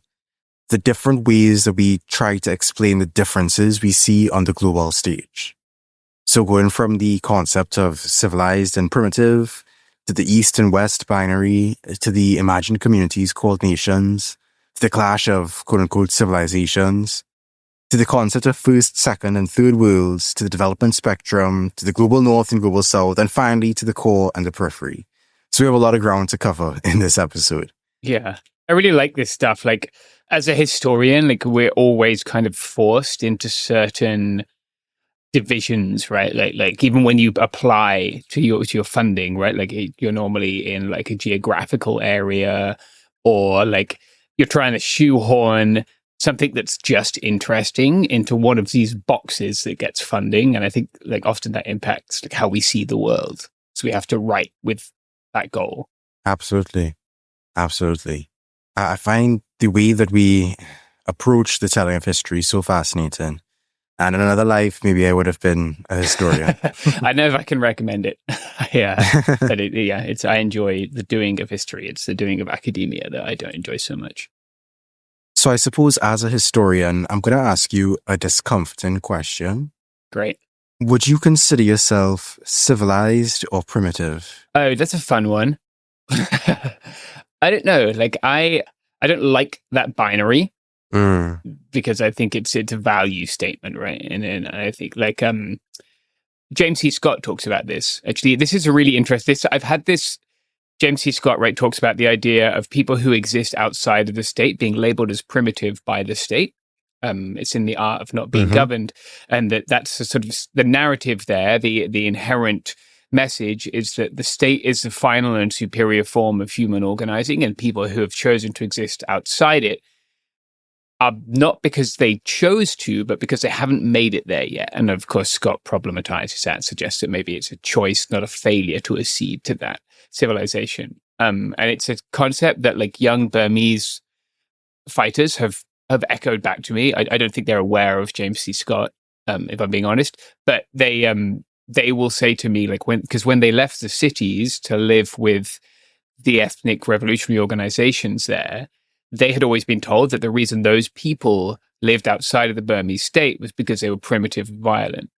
But then they came to live and fight alongside them, and they were like, no, these are our family. They're brothers and sisters and siblings, and like they want the same thing as us. Like, they're not primitive; they just don't want the state. So I guess in that sense, I would want to be labeled as primitive too. I think the primitive people are doing cool shit, and then the civilized people are not. Yeah. I mean, that's one of the more enduring global binaries, one of the oldest. You know, you'd hear that kind of juxtaposition, or civilized and primitive, or civilized and barbarian. Yeah. You know, in ancient Rome, you see that distinction between the civilized Roman citizens and the barbarian other. Yeah. And in that instance, and in a lot of instances, it's used as this ideological tool to assert superiority. Definitely, yeah. And like, I think we have to be really careful as historians about like these assumptions that we make. Historians will often make a lot of like assumptions about revolutions too, and I would wager that I've attended more revolutions than many of my academic colleagues, and I think many of those are grounded in the truths that people accept as truth without ever testing them. And like, I think this sort of civilized barbarian one, it's kind of the same like that. Yeah, it's a classic one. I mean, do you know where the word barbarian even comes from? Isn't it the language thing? Like, because they didn't speak, is it Latin? They were just going like ba ba ba ba ba ba ba. Is that right? Yeah, it's because of what, Rome did this all the time, where they just borrowed wholesale from what the Greeks were doing. Yeah. So in Greek, barbaros meant anyone who did not speak Greek. Okay. As the Romans just kind of took that and expanded its use. Yeah. To talk about anybody who wasn't on their whole wave of urban planning and, codified legal systems, their philosophy, their education, their art, all of that stuff. Yeah. The barbarians didn't have those refinements. Right, yeah. But of course, the relationship between the two is not so simple, right? Because then later on in Roman history, as you'd know, barbarians, quote unquote, were incorporated slowly into the state and became very useful armies and a reserve pool of labor and all these different things for what Rome was trying to do with the expansion. Yeah, and luckily, contemporary American right has been very normal about that and isn't using that for its sort of eugenic agenda right now. Yeah, very, very much eugenics vibes these days. Yeah. Where my father lives is right on the border between England and Scotland, and you can visit Hadrian's Wall. I rode my bike all along it a couple of years ago. Oh, wow, that's cool. It's like a fun edge of empire kind of thought experiment. Like, you're beyond this line of the barbarians or the uncivilized people. Today, it's like unremarkable, like it's literally, it keeps some people's sheep in their fields at points along. Yeah, it's like a 2 foot. Right? Yeah. Feet high. Exactly. Yeah, like it's some stones kind of piled on top of each other. It's kind of an unremarkable novelty, but it's funny to think that at one point there was this binary world, right? And they felt that the outside was so dangerous to them that they had to provide a physical barrier, something we're still doing. Indeed. And as we're speaking of walls, by the way, this reminds me of another major empire, where this sort of dichotomy was occurring. It wasn't just taking place in the Mediterranean world. You had, and of course, ancient China, this whole identity constructed around these moral and cultural and political ideals. Of course, you had the whole Confucianism, Taoism, and legalist thought all shaping what it meant to be, conducting yourself properly and in a civilized manner. Yeah. And so those who did not ascribe to those ideals would have been people who were labeled barbarians. Yeah. Often the people on the other side of the Great Wall. Yeah. We are, the United States is literally doing the exact same thing, right? Like it's, we're building a giant wall and labeling, othering the people on the other side of it. Yeah, you definitely see the genealogy there. Yeah. But I think there's a closer genealogy we could draw upon for that particular reference though, which is how later European empires would appropriate the Roman civilized barbarian binary to justify their assimilation, extermination, and colonialism. Definitely. One of the things I like to do, even with the United States and its informal empire, right? Like I love to show my students cartoons, like political cartoons. Like there's one of the white man's burden, which like distill, sometimes a picture is worth 1,000 words, but it distills that whole binary so well. In a way that seems like repugnant to most of my students today, I guess. I don't know, maybe folks are moving back that way. But like the imagery and like the distinction between the way, or even like Lewis and Clark when they're addressing the indigenous people they meet and calling them children, right? Like this binary distinction is so apparent, and like I don't know, it seems so outlandish, I think, to most folks today. Maybe, but then we do similar things, I guess, in just in a slightly more subtle way sometimes. Yeah, exactly. I mean, when you look at what was taking place with the Enlightenment and that whole development of this particular order, it's steeped in these particular values, where the European culture was the ideal standard, and everything that did not measure up to that standard was barbaric or primitive. It's just, that has never really gone away. And it continues to be used to justify the domination of Western powers. Yeah. Particularly in the way that they've instilled these European norms and practices across the world. When it comes to things like relation to the land, when it comes to things like the divisions between people, between genders, all these things, all these attitudes that are now so widespread originated from, in part, this elevation of one above the other. Mm-hmm. And speaking of, I mentioned the word Western there, and that's really another way that we've sort of maintained this binary in a different coat of paint, although it's not quite the same. So there's this sort of lingering framework of the notion of the East and the West, right? In the ancient times, it was China versus Rome. These days, it's probably China versus America. Yeah. China really is that old. Yeah. And, okay, this is probably a very Gen Z reference for me to make, but I don't know if you've seen these edits circulating on social media of the Chinese president, Xi Jinping, going like, "What's up, Beijing?" And then there's like a whole bunch of like skyscrapers and like hardcore like electronic music edited to show like all these advancements. And people in the comments always saying things like, "Be China, do nothing, win." I have not seen those. Yeah, that's definitely dating me a little bit in terms of my social media diet.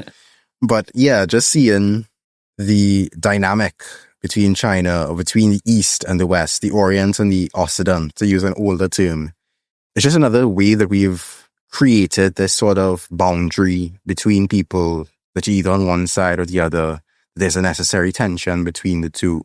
Mm-hmm. You know, this concept of the Orient and Orientalism is something that Edward Said identified famously as something that was constructed by the West as an exotic, irrational, decadent, and dangerous place. Mm-hmm. And so that whole dualistic narrative was then put into the imperial project to legitimize their domination and to position the East as a passive subject without a voice of their own, and in constant need of Western intervention and guidance. So the West becomes this sort of stage for modernity and science and region and progress, this whole idea of the protagonist of history. And the Orient, the East, they're the primitive, I guess, side of that binary. Yeah. Although, unlike the civilized primitive binary or civilized barbarian binary of old, I think while there could have been racial components to it in the past, this one is more explicitly racial and geographic in its division. Yeah. Because, I mean, in ancient Rome, anybody could essentially become a Roman citizen. You know, it wasn't necessarily racially, you know, pure Aryan sense that a lot of neo-Nazis and stuff today like to look back at that period as. You had quite a diversity of phenotypes in the Roman Empire. Yeah. But, you know, when you come to this Orient and Occident dichotomy, it's very much racialized. You know, a lot of times when people talk about the Western world, it really tends to be, I guess, a more politically correct way of saying the white world. Yes. At least in my observation. Yeah, definitely. That's often the subtext. Because, I mean, that's something I've always struggled with pinning down, right? Because why isn't Brazil considered part of the West? You know, why isn't Mexico considered part of the West? Right. What are we west of? like what? It's not the Western Hemisphere. Like, as you say. Yeah, I mean, Western Hemisphere is more straightforward, but is it because there are too many colored people in Mexico and in Brazil? It seems to be, right? Like, it's not even countries strongly either from Western Europe or strongly impacted by settler colonialism from Western Europe, because the entirety of Latin America is impacted. Yeah, then they should be included, but they're not. But they're not. Yeah. It's. I've always struggled with that one. Other than neoliberal capitalist white countries, it's what people don't want to say. And Japan, sometimes. Yeah. Japan. Strangely enough. Yeah. Japan, like an honorary member of the club. Yeah, or like sometimes also not Spain. This is a particular like bugbear, I guess, of Spanish historians. Really? I don't think I've seen that one. Yeah, for years, like literally you would be excluded from European history. like Africa starts at the Pyrenees is the sort of phrase that used to be used. That's hilarious. Yeah, like I guess it compounded because Spain was so isolated under Franco, right? But like, yeah, they called it the Black Legend, that like Spain does not belong to Europe. And And it's not, again, it's racialized, right? It's because Spain had this exchange with the Muslim world, right? And like that culture deeply impacted Spanish culture. Indeed. And even after Reconquista, like it's like, like the French historians were just like, nah, you guys are tainted. Like you don't get to come back. Mm-hmm. It's kind of a similar situation with the territories of the former Ottoman Empire as well. Technically part of Europe, and yet, maligned in some way. Yeah, like less than still. It's like, y'all had too much Turkish, too much Muslim influence. Y'all gotta... Yeah, you need like a 1,000 years to decompress before we let you back in. Yeah, I mean, honestly, if the Pope wasn't based in Italy, I'm sure Italy would have a similar dynamic. Mm-hmm. I mean, Italy is a recent construction, right, in terms of as a country. Yeah. But when you look at the two Sicilies, for example, that was under North African rule for a significant period of its history.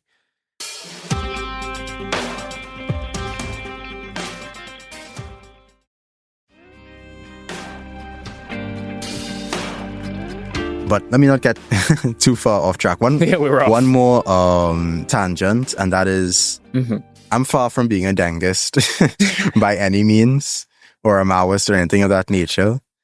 But there is something to be said for the way that the East, the Orient, has been sidelined, marginalized, treated as lesser than for so long. And now they're at a point where their geopolitical sway has to be respected. Yeah.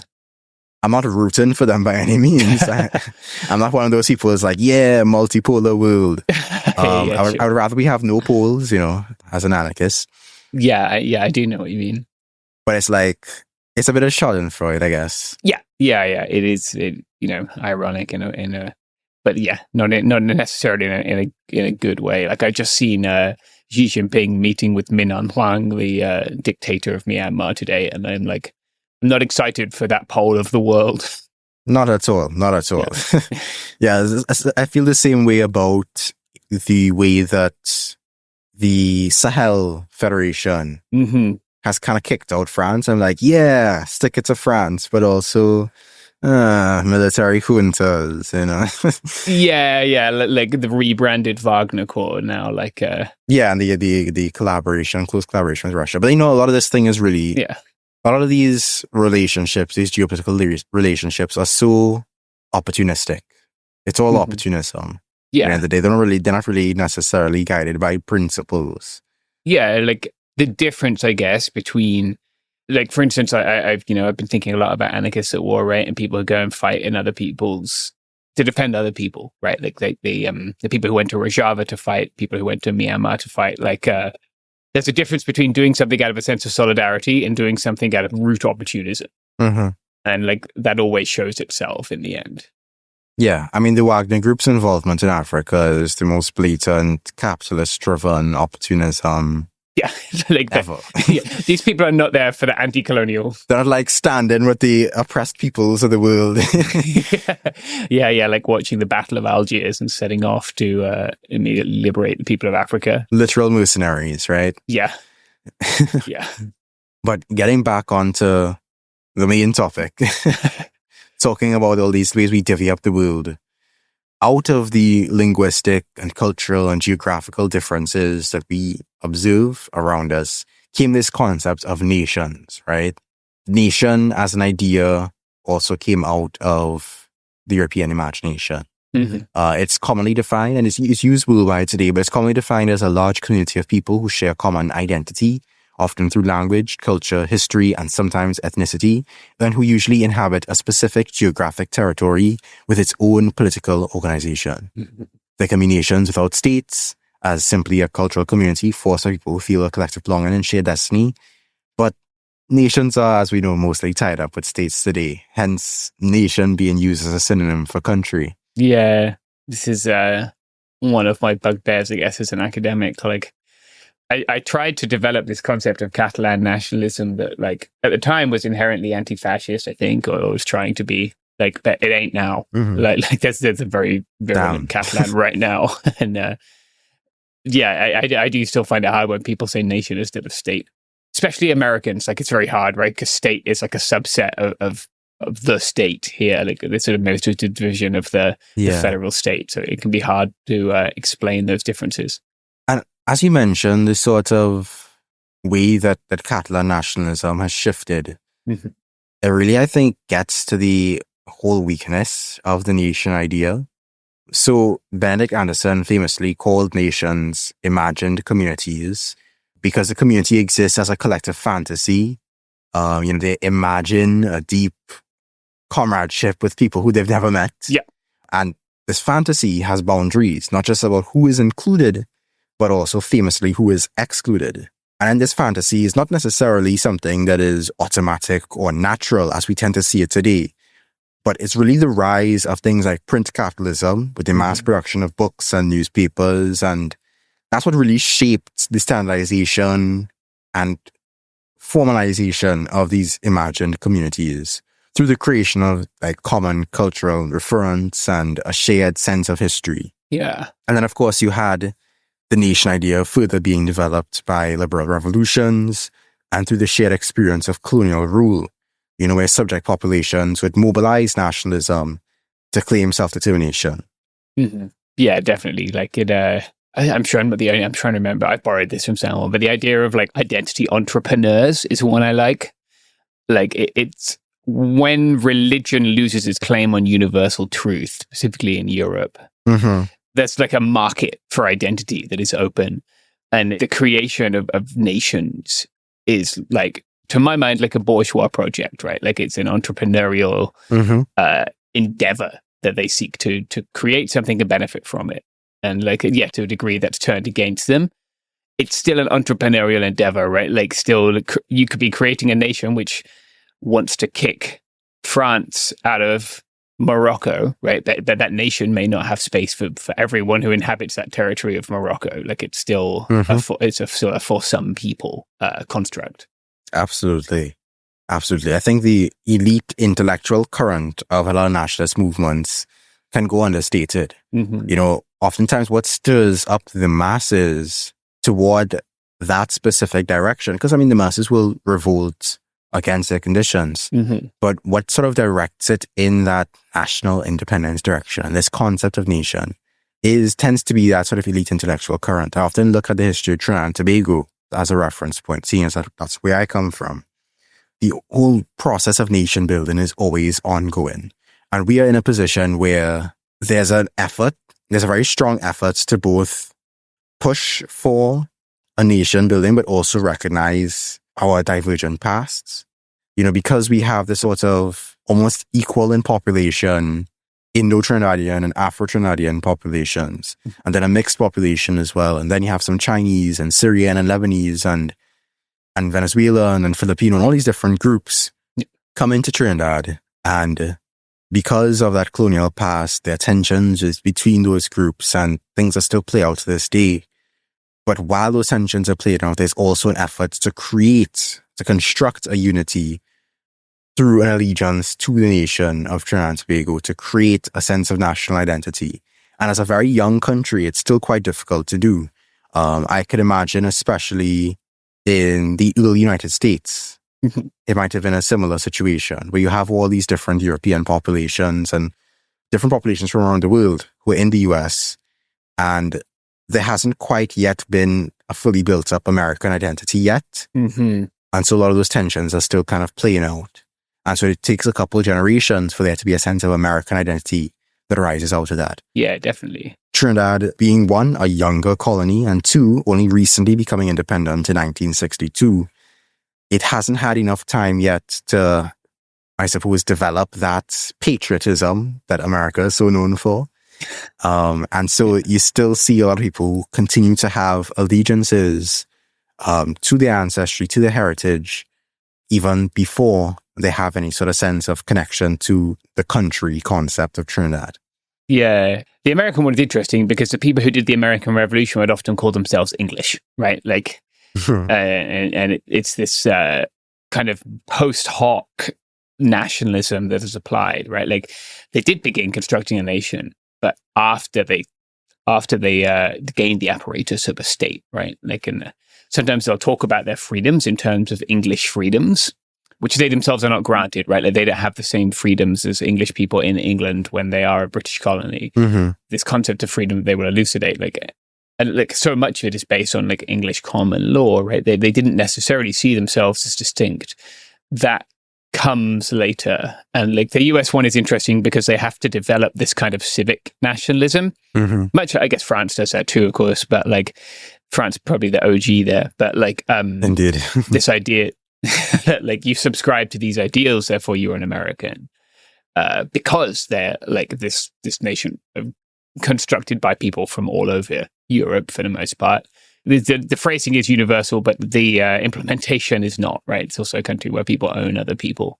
Yeah. I think, like I was saying earlier, it does help in our struggle for autonomy and independence from colonial rule to have this construct of the nation, right? Mm-hmm. But it also obscures a lot of the real material divisions in society, between the working class and the elites.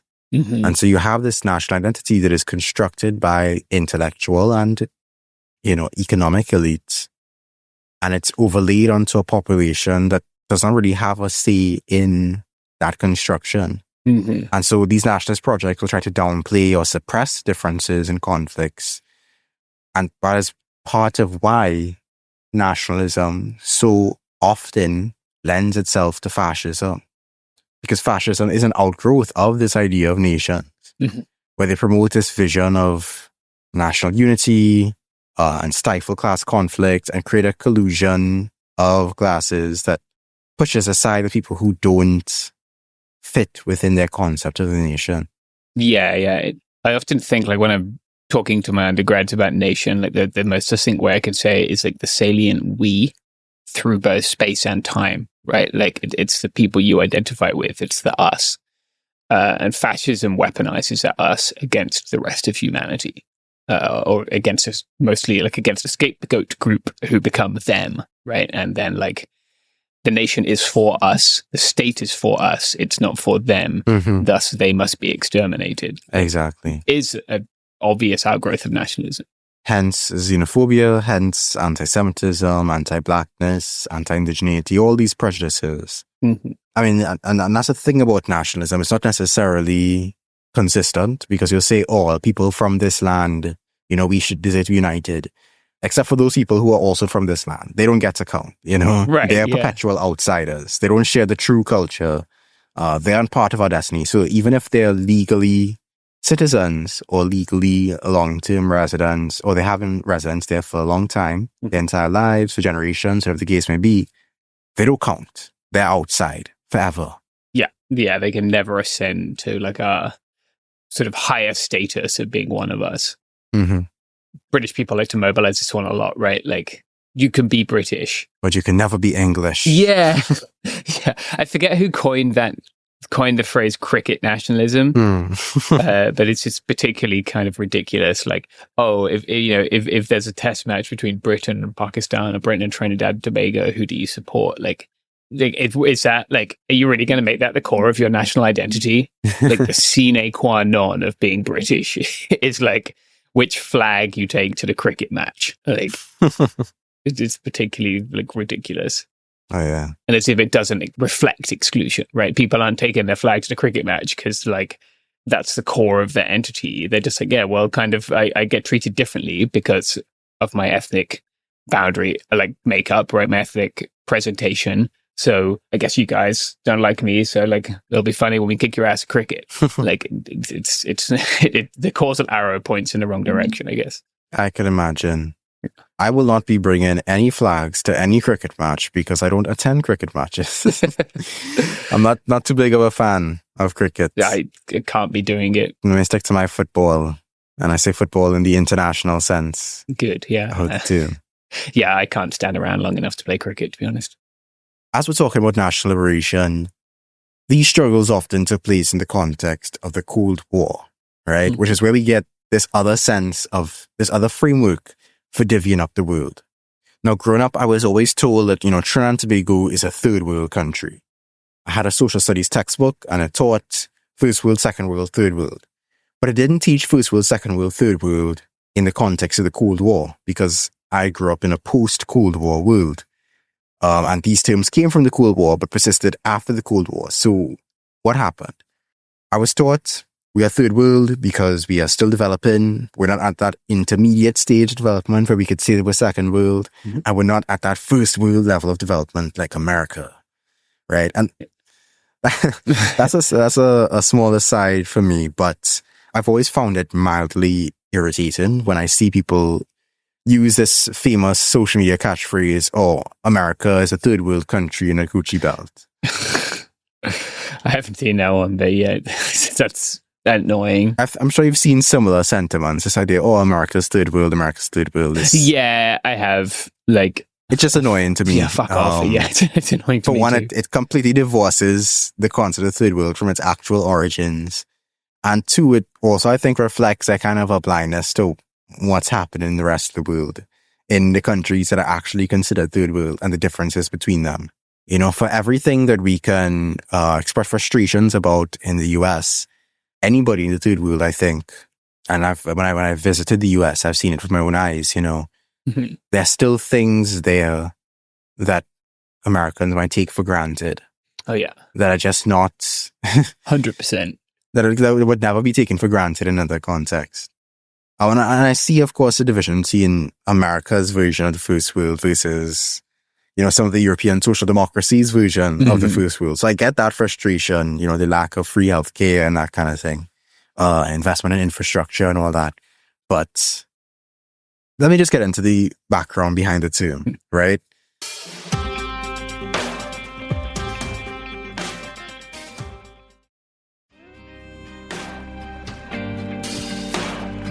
As we step into the Cold War, you have this concept of the three-world model that came after World War II. The pre-war status quo was over and you had new conflicts on the horizon. And so the term First World originally described the capitalist bloc led by the United States and Western Europe, where capitalist markets, liberal democracy, and economic progress were celebrated. And then you had the Second World bloc, which referred to the communist bloc, led by the Soviet Union, where what I would consider state capitalism and centrally planned economies shaped their societies. So in the first world, you had countries like the US, Australia, Africa. Today might be shocking. You know, Iran was even considered part of the first world bloc during the Cold War. That might be shocking now because when we think of some of these countries like, oh, those are third world countries. Those are underdeveloped countries. They're not at the developed level of the West yet. But in the context in which this three-world model originated, these were countries that explicitly aligned themselves with the policies of the United States and its allies as capitalist nations against the Soviet bloc. And in the Soviet bloc, you had, of course, countries like China and Vietnam, Laos, Ethiopia, Yemen, Cuba, all these different countries aligned themselves explicitly with the Soviet Union. But in the third world, and where the third world concept came in, was with all the countries that stood against picking a side. Yeah.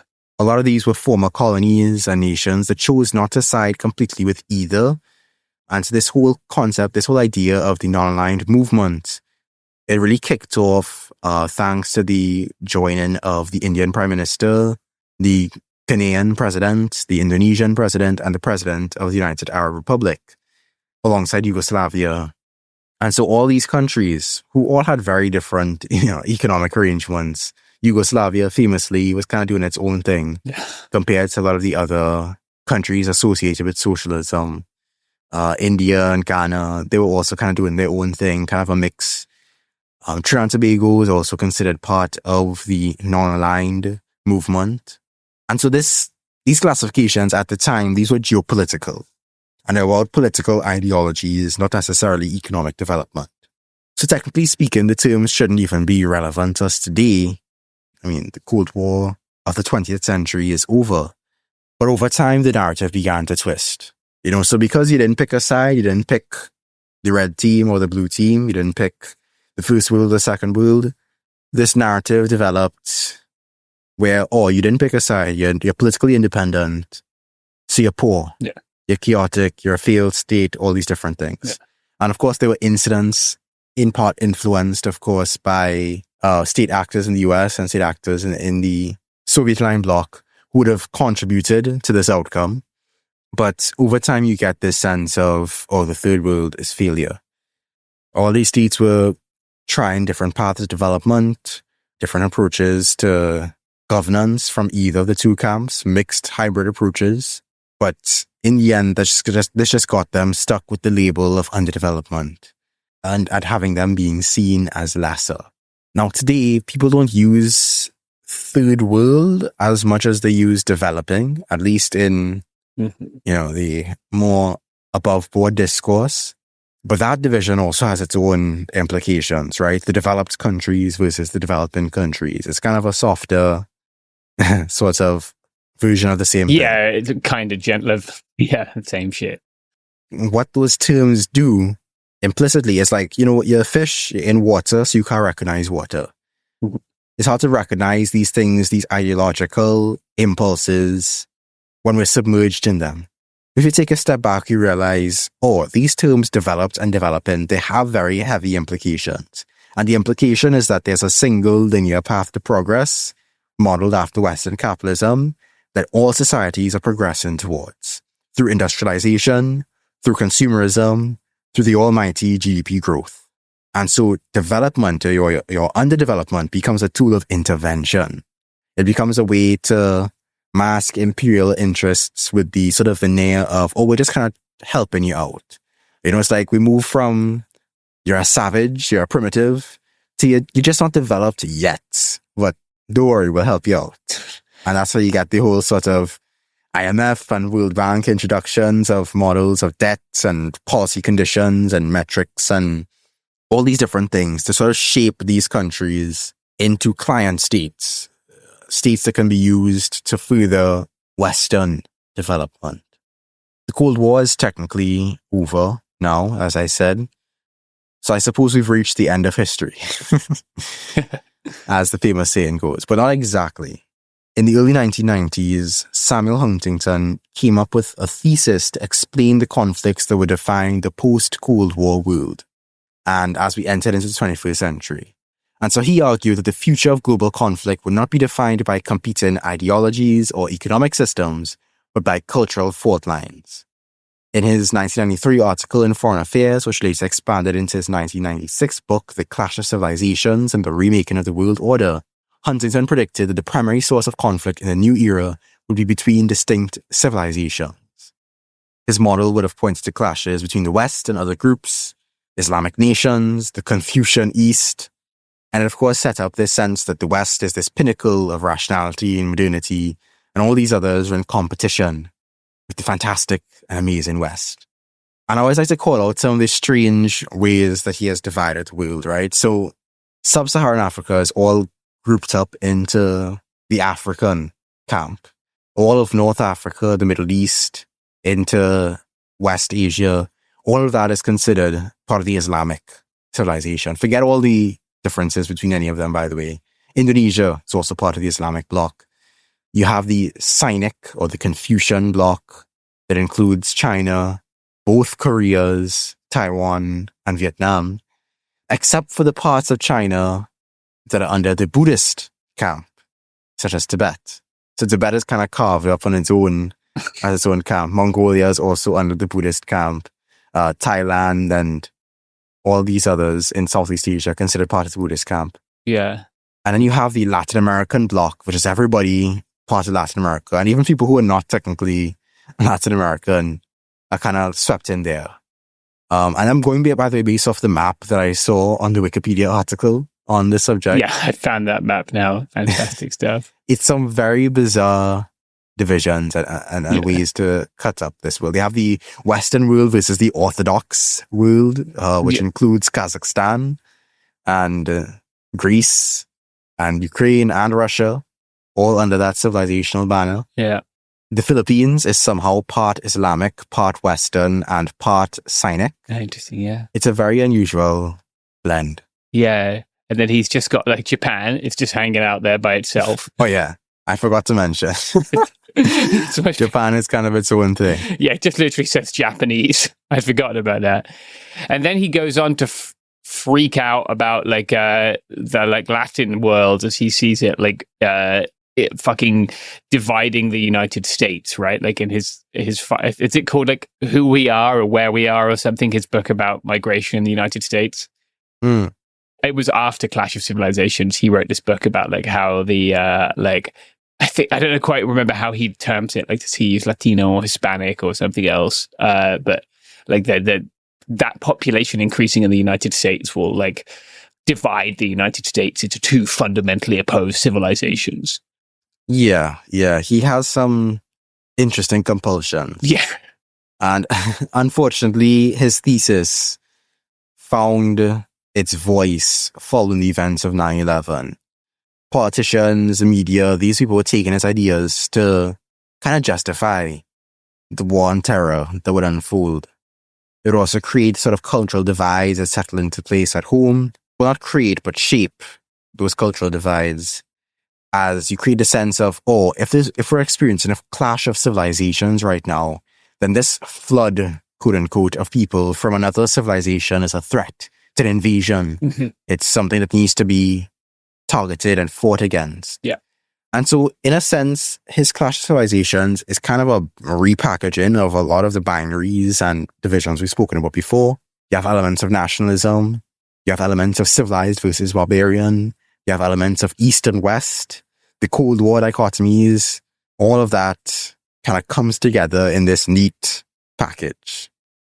Finally, we enter the 21st century, and there are two very popular ways that we now categorize the world. People tend to use the phrases global north and global south as a softer or more politically correct alternative to developing, or first and third world. It's considered less loaded, more neutral sounding, and was originally popularized via UN frameworks and the Brandt line, which was done in 1980, which drew a literal line across the globe separating the wealthier north from the poorer south. To be clear though, despite the geographical language, it's not literally about hemispheres.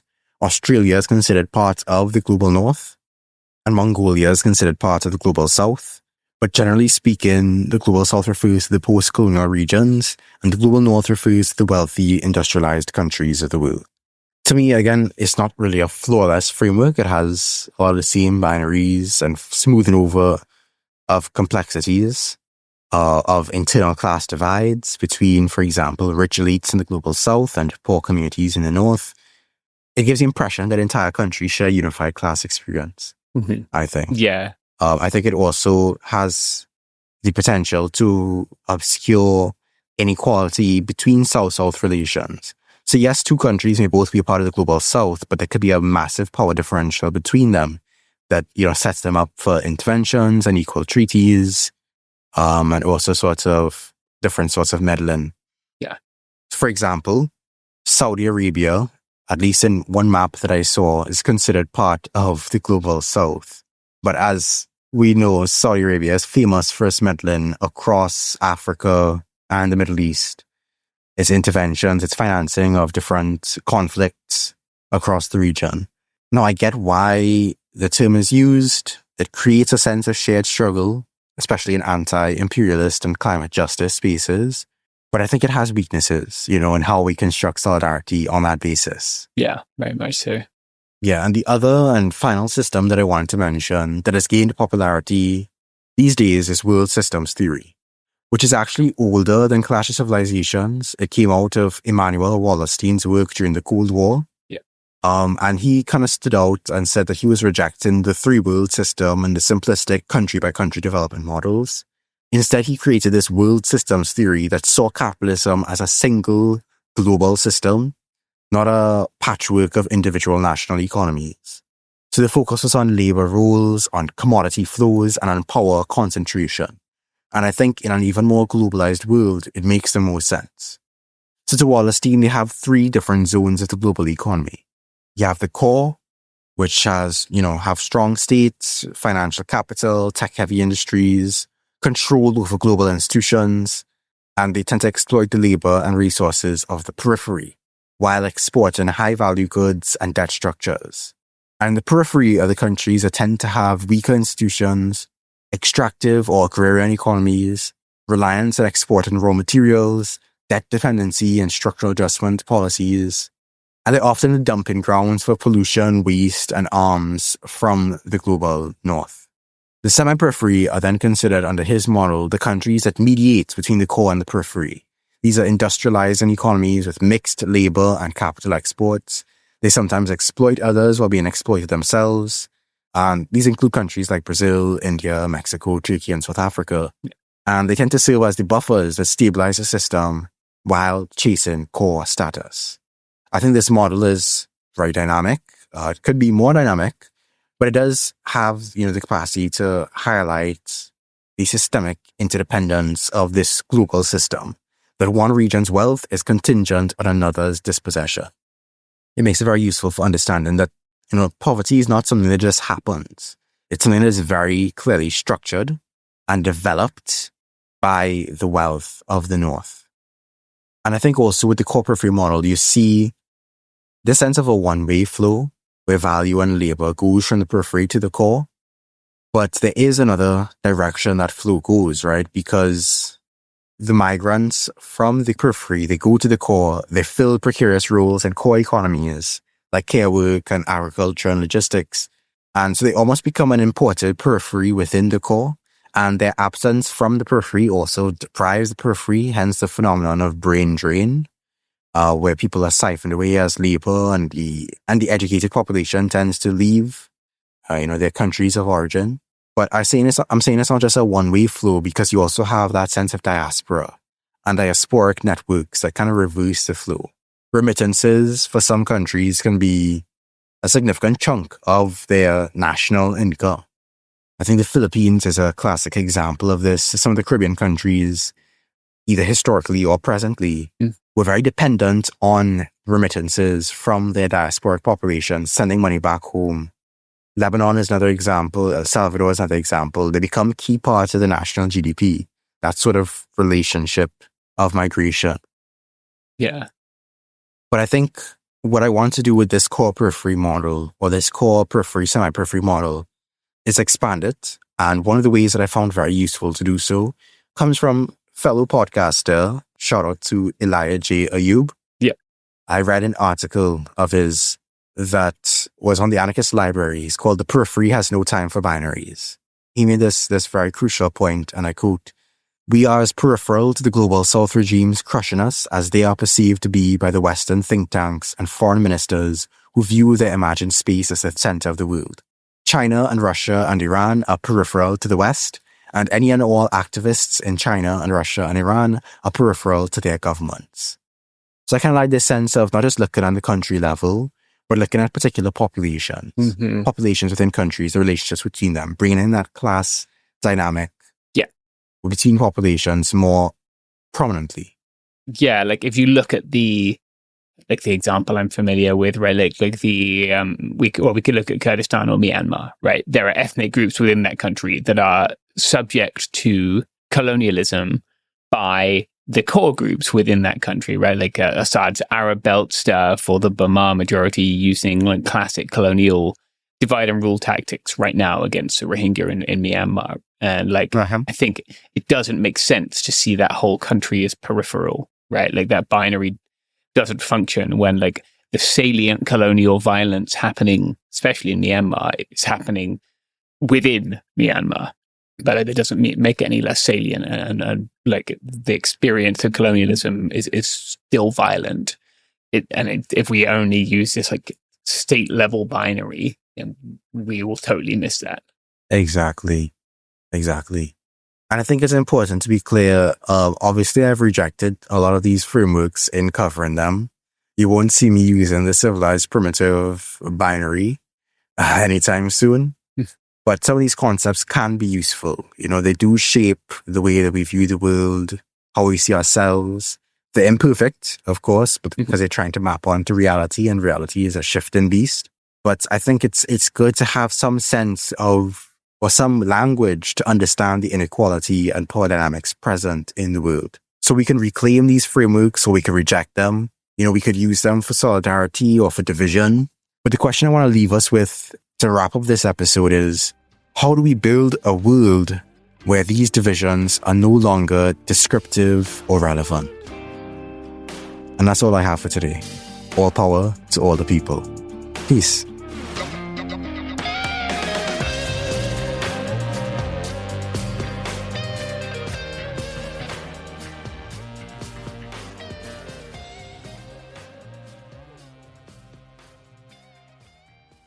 You know Roald Dahl, the writer who thought up Willy Wonka, Matilda, and the BFG.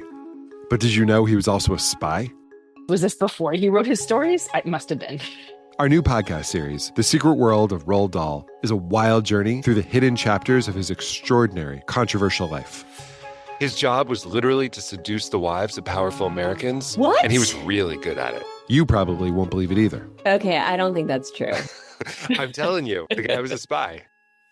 Did you know Dahl got cozy with the Roosevelts, played poker with Harry Truman, and had a long affair with a congresswoman? And then he took his talents to Hollywood, where he worked alongside Walt Disney and Alfred Hitchcock before writing a hit James Bond film. How did this secret agent wind up as the most successful children's author ever? And what darkness from his covert past seeped into the stories we read as kids? The true story is stranger than anything he ever wrote. Listen to The Secret World of Roald Dahl on the iHeartRadio app, Apple Podcasts, or wherever you get your podcasts. When you feel uncomfortable, what do you put on? Biggie. You put on Biggie when you feel uncomfortable? Because I want to get confident. This is DJ Hester Prynne's Music is Therapy, a new podcast from me, a DJ and licensed therapist that asks one simple question. Who do you want to be? And what's the song that can take you there? Music changes what you feel, and what you feel changes what you do, right? That moment where a song shifts something inside you, that's where transformation starts. This year, I'm talking to experts across every area of life, like personal finance icon Jean Chatzky, New York Times journalist David Gellis, relationship legend Dan Savage, human connection teacher Mark Groves, and the man who shaped my ear more than anyone, Questlove. They'll bring the strategies, I'll pair them with the right records, and we'll teach you how to use the music to make change stick. This isn't just a podcast. It's unconventional therapy for your entire year. Listen to DJ Hester Prynne's Music is Therapy on the iHeartRadio app, Apple Podcasts, or wherever you get your podcasts. Hi, I'm Danielle Robay, host of Bookmarked, the podcast by Reese's Book Club. And this week on Bookmarked, we're basically hosting the ultimate girls' night. Reese Witherspoon, Jennifer Garner, Judy Greer, Rita Wilson, and Gary Rice, and author Laura Dave. These are the women behind season 2 of the Apple TV series, The Last Thing He Told Me. We're talking about turning a book into a hit show and what it really takes to bring a story to life. The most important metric for me is, do I want to share this book with somebody? That's what creates community, and that's the main thesis of our book club and why we started it, was just to connect people together. Listen to the Bookmarked by Reese's Book Club podcast on the iHeartRadio app, Apple Podcasts, or wherever you get your podcasts. This is Ryder Strong with a podcast called The Red Weather. In 1995, my neighbor, Anna Trainer, disappeared from a commune. It was nature and trees and praying and drugs. So no, I am not your guru. And back then, I lied to everybody. They have had this case for 30 years. I'm going back to my hometown to uncover the truth.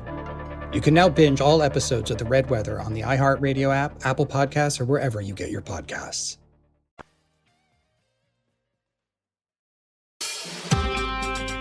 Hey, and welcome to It Could Happen Here.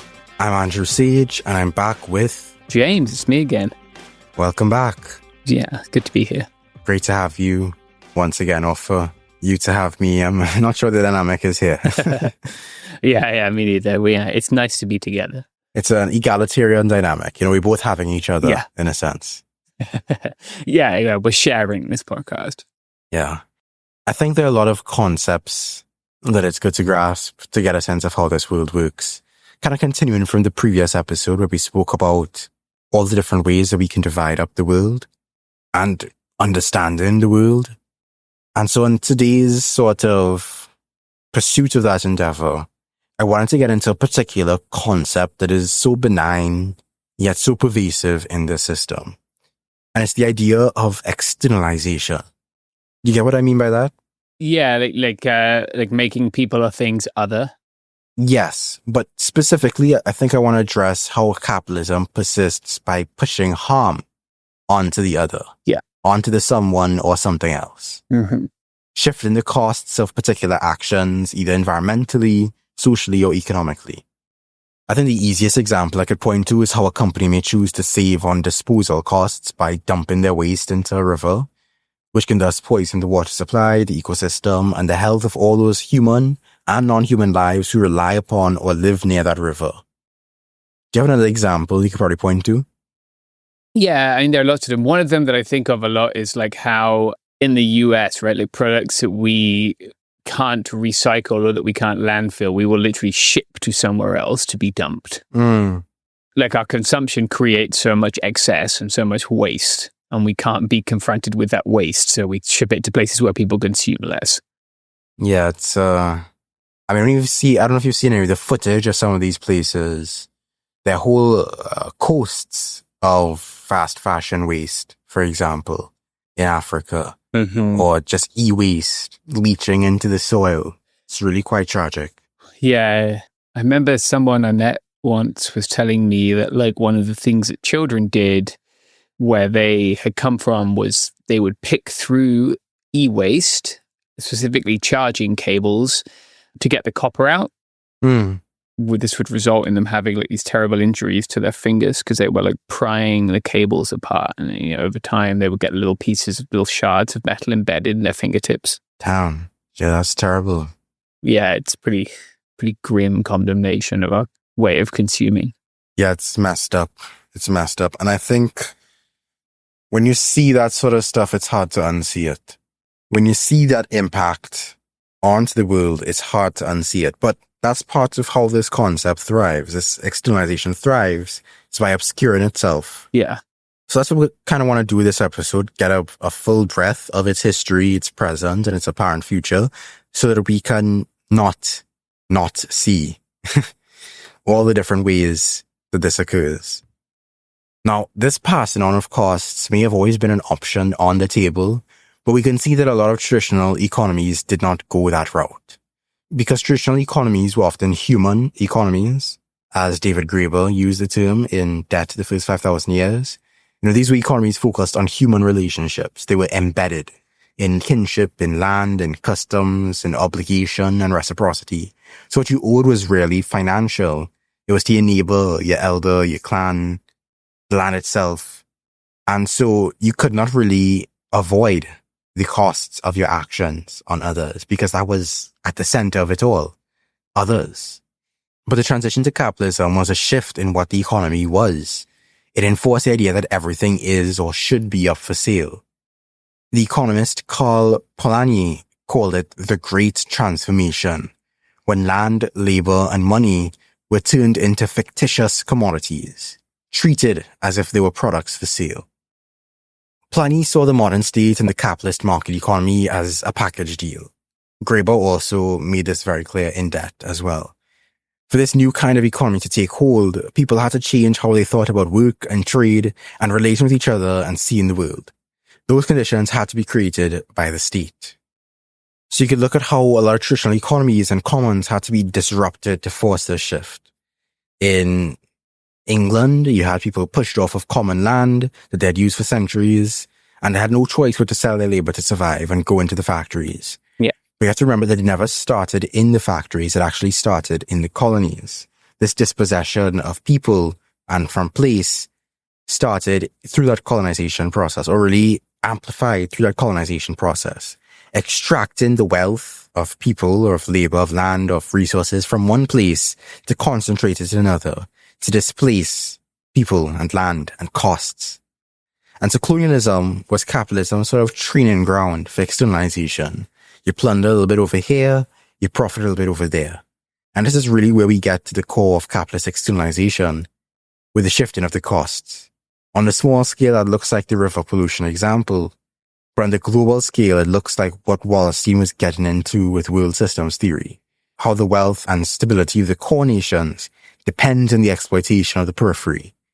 So slavery and genocide and ecological ruin, all of these are costs that create the wealth that the core enjoys, but is made invisible to that core. Because when you're part of an ongoing relationship with community, with land, with ecology, with people, your actions have consequences that matter. They reverberate. You can feel them. And that demands a level of responsibility on your part. But when you take the things that have been woven into a relationship and turn them into plain old transactions, those transactions can then offload the costs, offload the consequences, make them someone else's problem. So yeah, clothing is very affordable now, but it's affordable because somebody somewhere was underpaid and overworked. The smartphone, it's convenient, it's useful, it's accessible, but its parts were mined under dangerous conditions. You know, your food is delicious, nutritious, not exactly affordable these days, but it's picked by hands that cannot afford that same meal. So the harms of these systems, the harms of these actions, of this level of consumption doesn't cease to exist. It's just externalized, so it can be rendered invisible to one point of view. Yeah. And it's not something that can be set up without a fight. You know, people would resist. Enclosures were met with resistance. Colonization was met with resistance. And even today, workers strike. You know, people do fight back. It's not just this sweeping, inevitable process. But because of the collaboration between state and capital, that collusion of statist and capitalist interests, the whole system has managed to persist thus far. It's a very formidable foe we're dealing with. So we can set it back here and there, but we have not defeated it yet. Yeah. And I say yet because, you know, as we get into, there are ways to loosen its grip.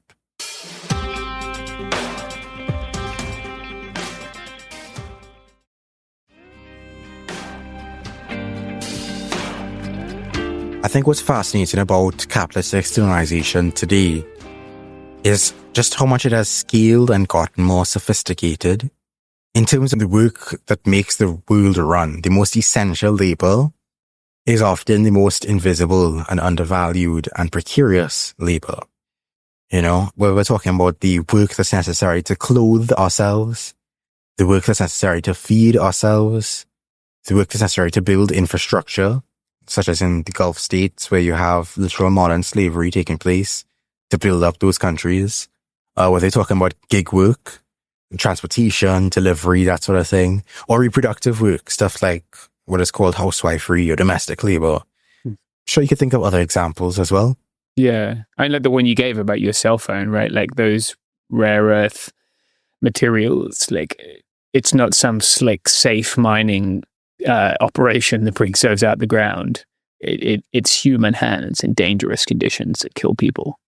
Exactly. Poisons people. It's not even necessarily a quick death. It's often a slow, lifelong death. And it poisons that part of the world for generations. Like we could stop right now, and it would take generations for the damage to stop. Exactly. That's the thing about destruction, right? Destruction can be very quick. It's the rebuilding that can take a long time. Mm-hmm. Yeah. And if you look at how quickly Gaza has been flattened versus how long it's going to take to recover from that, it's like night and day. Yeah. Like it, I mean, I'm very familiar with that particular example, right? Like how quickly you can destroy something with a bomb from an aeroplane and how hard people had to work to build it.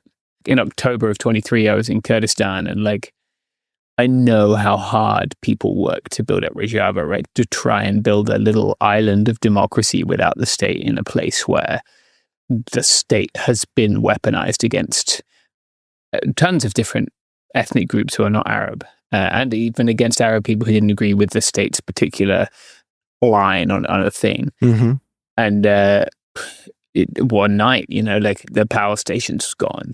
They bombed while I was there at like a oxygen bottling plant for people who need supplemental oxygen, either temporarily or permanently, and like it's gone now. And now to build that back up in a world where you are largely alienated from the system of states and capital, right? You're trying to build stuff back up as much as you can from networks of solidarity and ingenuity. And that takes years. And but it's not visible. And then that's not even getting into the emotional and mental toll of something like that. Yeah. How that can be a setback as well. Yeah. Like we're not even talking about resources. We're talking about, that loss Yeah. That pain. Yeah, the pain. It made it even worse when the skilled workers who were responsible for upkeeping something like that are also wiped out by that same bomb. Mm-hmm. It makes it all the more difficult to recover. Yeah, or drawn away, right, by like, conditions becoming unlivable. So you have this like brain drain where people who have skills that are considered to be commercially valuable have an opportunity to leave, and people who don't have those have the opportunity to stay, or don't have the opportunity to leave, I guess. Like, or even like, you know, the US it's a different version of externalization, I guess, but like the US made a big thing of how it defeated the Islamic State. In 2019, I guess. I can't remember when the last battle in Albergus was. I think 2019. But like, we externalized. It offloaded the costs of that struggle. Yeah, the dying part. Like US pilots did a whole lot of killing, but the dying part, we externalized that, right, to Kurdish and Arab and Assyrian to fodder. Yeah, to people whose lives didn't matter. Yeah, and like. I remember a time standing in a cemetery there, just looking at lines and lines of graves. And I just left the house of someone whose 13-year-old son was killed in a drone strike.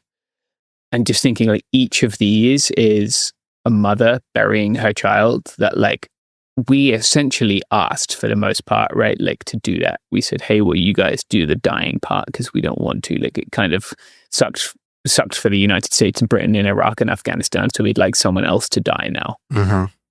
And then, you know, here we are a few years later, right? And like the night before, Turkey has been bombing the place where I'm looking at these graves, and the US ain't doing shit to help, right? Like, or like, even though these people had like made this massive sacrifice, the US wasn't like, yeah, we're your friends. It's not a friendship relationship, you know, like it's like you said, it's like an interaction, like a purchase more than a solidarity based thing. Yeah, and once again, we really see that core externalizing its costs onto the periphery, and we see that both in the sense of on the global stage between countries or between populations, cores and peripheries, but even internally.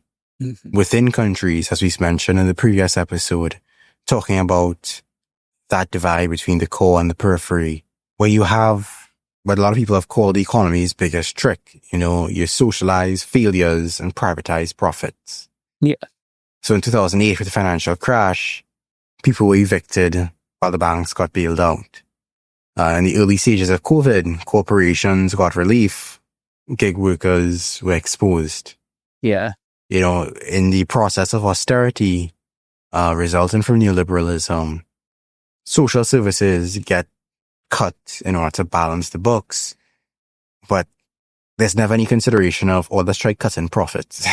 Yeah. You know, that's the one thing that can never go down. Yeah, exactly. Like, or even like within, you know, we all food comes from the soil at some point, right? But like, I can't tell you how many people I know, like my family are in agriculture, right, who have died or lost limbs on farms. The same is true if you're in the mining industry, right? Like, that's not something that's visible. You know, you don't like go to the supermarket and buy your bread, right? And you don't think that someone got their arm in the combine harvester when they were doing the field that went to the flour that made your loaf of bread that cost $1.90, and now that person doesn't have an arm. It's invisibilized. Yeah. I mean, it's the same thing when you see like these natural disasters taking place, right? Floods or burn-ins, right? When California is on fire, or when Pakistan is completely flooded out, those are the consequences of the actions of corporations, of the actions of this entire global economic system.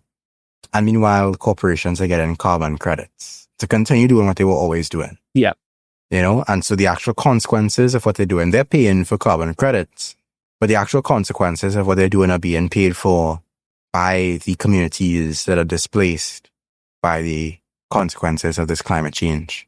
Yeah. And we never talk about, when we talk about migration, right? Like the climate change is a great example. That we don't talk about how the bulk of people coming to the United States are coming from the places most heavily impacted by climate change. Yep. Or like I was in the Marshall Islands a few years ago, And there will be no more Marshall Islands within our lifetime. Yeah. Because of the consequences that massive corporations have made. But like, they don't have any agency. It made me really like, it was hard because like, they're doing stuff like they use to get around the atolls, right? They use little like 2-stroke outboards, and they're trying to build solar canoes instead and solar boats so that it's a cleaner energy, right? Mm-hmm. And like less than 1% of the world's carbon emissions come from the Marshall Islands, and they're like trying their hardest to do their part to reduce their emissions, but like they can't make the impact that needs to be made to stop the sea levels rising.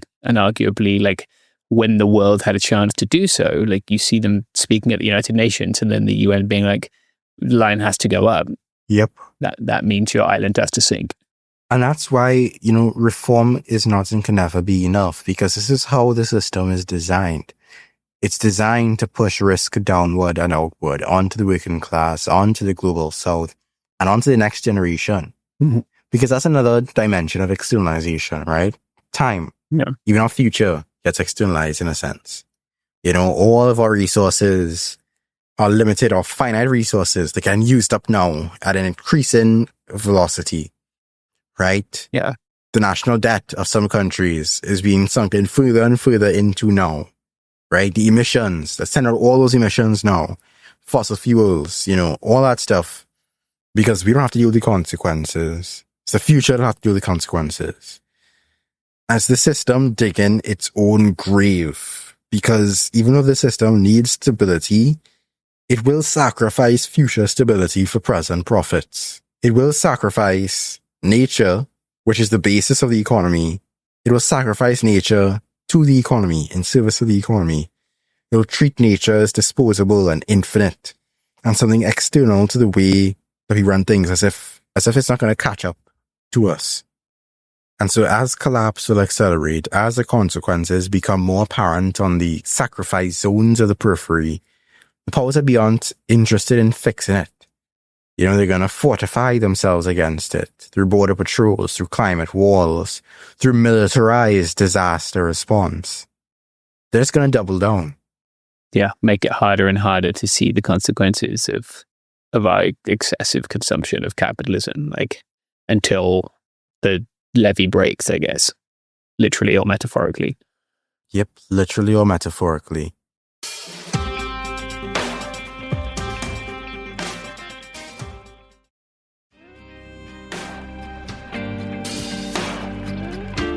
And I want people to keep in mind who are listening, this core and periphery is not just the periphery out there, it's also the periphery within that we're talking about in terms of consequences, the internal dumping grounds, whether it be, indigenous reservations, or the neighborhoods of black and brown people, or the prisons that often serve as the holding tanks for discontent and for poverty and for all the nasty consequences that society doesn't want to deal with because of the way society has been structured.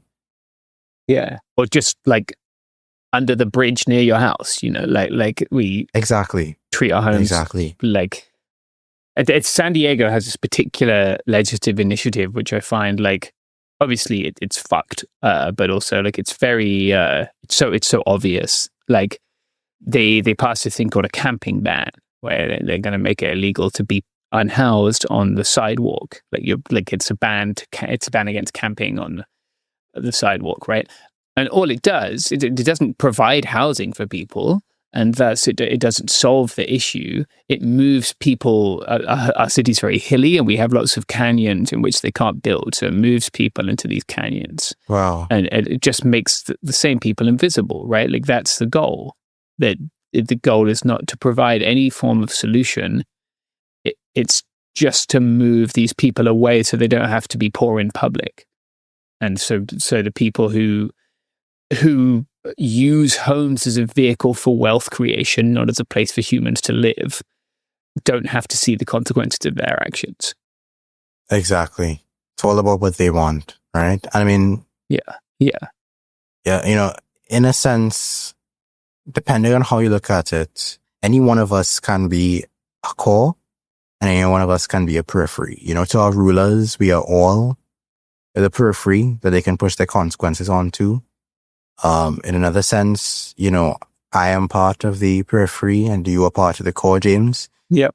And in another sense, I might be considered part of the core in my own country in some ways because of my class position, because of my educational background, because of some of the ways that I can be insulated. Whereas, other ways, you might be the periphery in the United States to the core, to the elite, to the ruling class. And so this isn't to diminish the very real differences between the global core and the global periphery. It's also to make it clear to those of you in the global core that you should be in solidarity with that global periphery because their consequences are ultimately your own. Ultimately we are all the ones who are going to be holding the costs, cleaning the mess, surviving the fallout. Mm. And I understand how tough it is because when you live with a system that is based on externalization of harm, you can end up lashing out on others as well. Yeah. That logic, that systemic logic becomes internalized, becomes part of how you navigate even your relationships. But we don't have to accept that way of doing things. The periphery, regardless of which periphery you're referring to, does hold the potential for change. And so, in the beginning, when we were speaking of externalization, of in the economic dimension specifically, it's important to understand capitalism relies on these flows, these very smooth flows of labor, energy, and resources and data from periphery to core, however you define those terms. And so when we interrupt those flows, even briefly, we can shake those foundations. And that sort of approach, that effort to interrupt, is really part of what social revolution is about. It's how we make the changes that we want to see. Yeah. I speak of social revolution as not some flashy one-time event or moment in history, but as an ongoing process, as something that is taking place right now at different levels in different ways all over the world. And so we can speak of the things we do to oppose the current system, like the strikes and blockades that have taken place around the world, the indigenous land defense struggles that have taken place around the world, the rent strikes and mutual aid that have taken place around the world. And then beyond that sort of opposition, talking about the things we do to propose an alternative, to construct the kind of world and the kind of life that we need so we don't have to rely on these systems anymore that exploit us, to make these systems obsolete, to build cooperatives, to build worker control, collectives and disaster response outside of the state, to sort of crack the system and to create in those cracks the space where a different system, a new life can grow. Yeah. To not become one big machine or one centralized struggle or movement, but to multiply and interconnect and adapt to the niche circumstances we're all dealing with. Like mycelium, like the mushrooms. Yeah. Yeah, I like that analogy. Like it's sort of, you're like opening a crack thing, paraphrases Zapatista text, right? Like, and they have this, there's this phrase I like from Su Comandante Marcos that translates as like, we don't have to change the world because we're building another one right now. And, we don't have to conquer. Like there's this obsession on the left with like revolution as, like you said, like an act that occurs at a point in time. Capital R revolution. Yes. Yeah. As opposed to like building the world where the things that we don't wish to see become irrelevant through our actions every day. Like, so you use the example of people being unhoused, which I mentioned before, right? Like the way we build a world where those people aren't externalized is by not externalizing those people. Like, it's not hard to do. You probably talk to human beings every day anyway. Like, just continue to do that. Take your neighbor a sandwich. And like, that's the revolution that you can build slowly. And maybe it's not as exciting as like, the one where you, I've attended the revolutions where people fight against the state, but that you still have to do the hard work. You still have to do the like day-to-day building of a different way of relating to one another, even in those revolutions where things change quickly and violently. Exactly. Yeah. Yeah. And I mean, even before we get to that point, to be able to change the way we relate to each other, it starts with mindset. It starts with shifting our realm of possibilities, not necessarily killing the memes of capitalism. And I mean memes in the sense that Richard Dawkins originally used the term, as these cultural ideas that persist, that spread, that adapt. It's difficult to kill those memes, but you can replace them with better memes. And so replacing and popularizing those memes, those ideas, challenging the idea that, rest is laziness, challenging the idea that, the end goal is profit, that there's no other system besides capitalism, that something better isn't on the horizon. Shifting that sense of reality, I think, is a very important part of the struggle. And with every act, because I think the ideas have to be accompanied by acts, with every act, I think it helps to break the spell, to cut off, to put an end to that externalization. Because even though capitalism will continue to try to push its harm outward and downward, away from view, we can continue to challenge it inwardly, to push our struggle upward, and to center our struggle in the center of our view, so that we can see it, so that we can feel it, and so that we can act against it. And that's all I have for this episode. All power to all the people. Peace.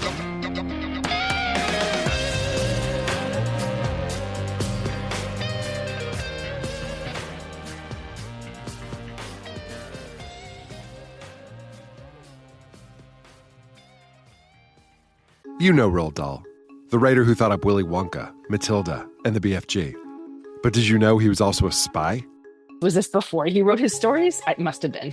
Our new podcast series, The Secret World of Roald Dahl, is a wild journey through the hidden chapters of his extraordinary, controversial life. His job was literally to seduce the wives of powerful Americans. What? And he was really good at it. You probably won't believe it either. Okay, I don't think that's true.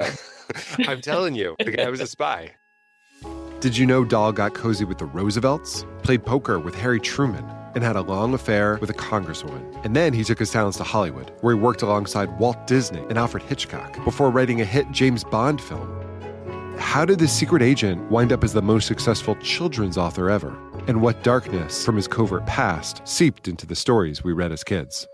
The true story is stranger than anything he ever wrote. Listen to The Secret World of Roald Dahl on the iHeartRadio app, Apple Podcasts, or wherever you get your podcasts. When you feel uncomfortable, what do you put on?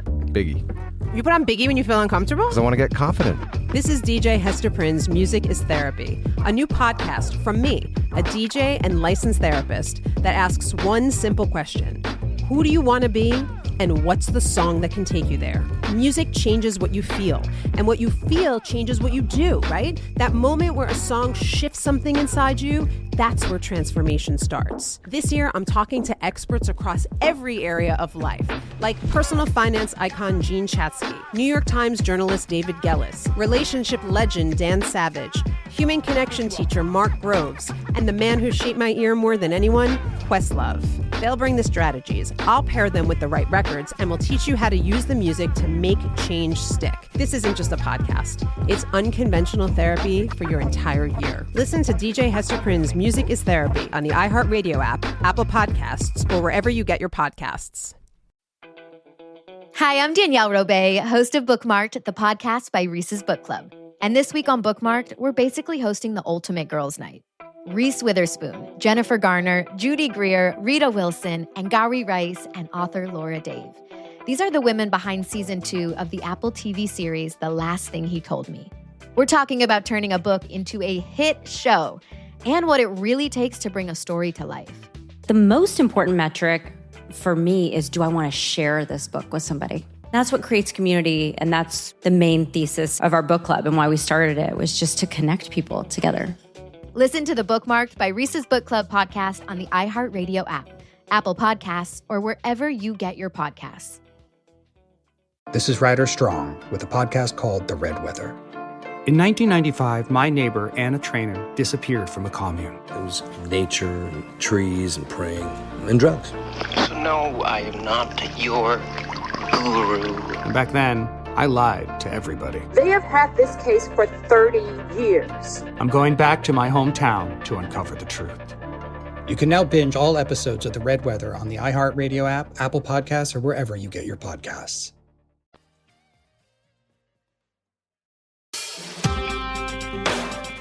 This is It Could Happen Here. I'm Garrison Davis. Today I'm joined by Mia Wong. I am reporting from the beautiful and sunny People's Republic of New York City. And we are back. It is Quover. Dimes Square is on suicide watch. Zomentum is sweeping the nation. Zohran Mamdani has won the Democratic primary for the mayor of New York City, beating veteran sexual harasser Andrew Cuomo. It was quite a night in New York last night. We are recording this Wednesday morning. The final ranked vote will be done in about a week, but Cuomo has conceded the race to Zohran, who has declared a pretty decisive victory. It's been very funny. Seeing the gnashing and weeping of the Cuomo camp has been very funny. New York has officially been upgraded from a tier 2 to a tier 1.5 Chinese city. Give it another decade, it will have entered Chinese civilization. Vibes are good. The vibes are good. Well, the only difference is that now we will have an actually communist government in a city instead of the fake state capitalist governments of the Chinese megacities. Objectively more communist. Tier 1.5 Chinese city government. An American Boji lie. It was a pretty exciting night in New York last night. I and many people were not expecting a clear result so soon. I think Cuomo conceded around 10:30 as the vote was still coming in, but it was pretty clear that Zohran did a very, very impressive sweep. Really solid turnout across the boroughs. Just to get a sense of where we were at. I got to announce to a pretty large room full of trans people at the Metropolitan Bar that Cuomo conceded to Zohran and Zohran has won. And I had not felt better in months. It was really invigorating. This was the first ray of hope in a political sense that's been so deeply felt. Nothing ever happens camp is finally taking hits. It's so Jover for nothing ever happens. The sheer joy and excitement being in a room of 100 queer people as Cuomo gets defeated and Zohran securing the primary. It was just invigorating. In many ways, this feels a lot bigger than even AOC's win a few years ago. And it feels so much more real than the Sanders campaign really ever did, because New York is such a condensed, concentrated area. Now it has not quite an inevitability, but a pretty strong certainty of what's going to happen come November in the general election. Yeah, and I think the thing that's maybe in some ways the biggest deal about this is that New York was the capital of the giant sort of right-wing backlash inside the Democratic Party to 2020. Yeah. Right? This is the city that elected Eric Adams in 2021, right? It just straight up a cop. It was ruled for 4 years by just this unhinged, corrupt alliance of fucking real estate developers and unhinged right-wing billionaires and the cops who ran this really, really effective sort of politics of the demonization of unhoused people and anti-immigrant politics. And the shift right in the New York Democratic Party single-handedly shifted the entire country to the right. You could literally see where the New York media market was in the 2022 elections. You could see on the map who was getting the news because it was so right-wing. And that's just broken. That whole thing, this place, which was the capital of the counter-revolution, broke. And that whole tide, in the same way that Hunter S. Thompson talked about how you could see where the tide of the 60s broke standing in Vegas. Sitting here right now, you can see the place where the tide of that right-wing surge in New York broke. And it was last night. We saw their high point. Yeah. They couldn't elect the fucking sexual predator. That was as far as they could go. A Cuomo, too. Yeah. I know some people are slightly annoyed about the outsized influence of the New York mayoral election affecting everybody who's online and cares about politics in the United States and even abroad. But this is like, not only is New York like the biggest city in the country, this is like more so a representative battle for the future of the party and like what the future of democratic politics, not just the Democratic Party, but literally like democracies and like what the future of politics in this country is going to be, is kind of emblematic over how this race went. Are we going to go back to like the same old establishment Dem party stuff, Clintons, Cuomos, Obama, Biden, Harris, or are we actually going to legitimately chart a new course forward to counter this fascist element taking power across the country? And against nearly all odds and like $30 million, the underdogs actually won and pulled it off really strongly. And this really is like the battle for the future of the party. Early turnout was massive for this primary. In the final 3 days of early voting, we saw like the youngest demographic of voters come out in high numbers. 1/4 of early voters were first-time Democratic primary participants, and young voters between the ages of 25 and 34 made up the largest share of early turnout.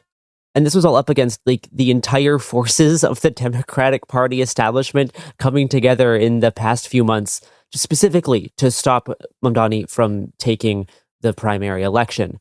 There was $25 million of super PAC funding behind Andrew Cuomo, which is the largest in New York City mayoral history. This PAC was backed by Michael Bloomberg, DoorDash, Bill Ackman, a Trump funder. And this PAC allowed Cuomo backers to spend 3 times as much money than what Cuomo's actual campaign legally can. In comparison, Mamdani's PAC had just $1.2 million plus $500,000 in anti-Cuomo spending from the Working Families Party. In an attempt to seal the deal, the Cuomo team got the coveted Bill Clinton endorsement, really forming like the Touchers Alliance with Cuomo and Clinton. Bill Clinton, there's one more sex pest for you to endorse. It's time for you to endorse Donald Trump. One moral job.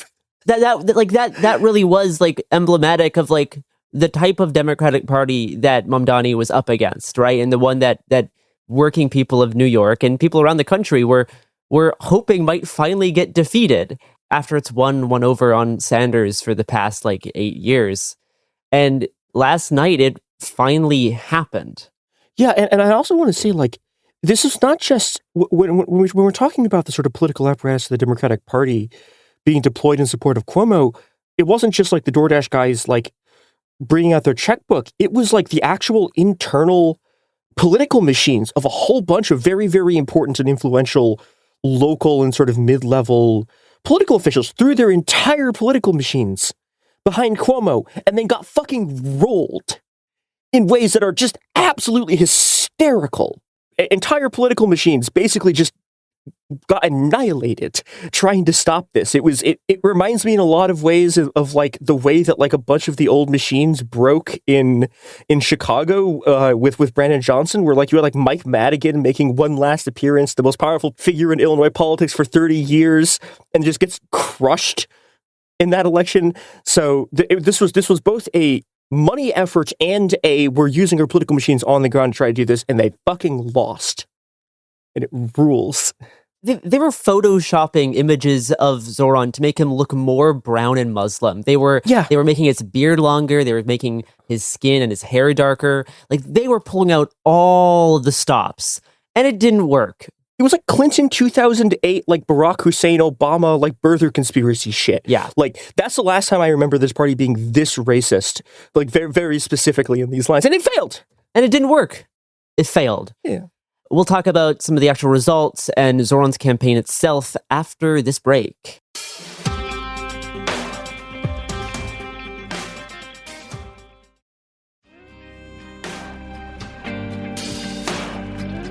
All right, we are back. It's a beautiful sunny day in New York. It's actually way too hot. There's a massive heat wave going through the entire East Coast. New York has been like 100 degrees the past few days. Thank God it was 100 degrees on the day of the election. It kept all those Cuomo supporters home. We're calling him Mandate of Heaven Mamdani. Good stuff. So let's talk about the actual results so far. So as of this morning, Wednesday morning, we got 93% of the vote in on the first rank. Mamdani has 43.5% versus Cuomo's 36.4%. And Zohran ally Brad Lander with 11.3%, followed by a whole bunch of others. Now, really, as soon as numbers started coming in, like after the early vote, which we expected would lean in favor of Zohran, but after more and more results started coming in, Manhattan started looking more and more orange, and that's the color the Times is using for Zohran. And this was the first sign for me that Zohran might be having a pretty good night, because people were expecting that pretty big chunks of Manhattan and certainly Staten Island and the Bronx would be going towards Cuomo decisively, or at least if this was going to be Cuomo's night, that's what we would be seeing.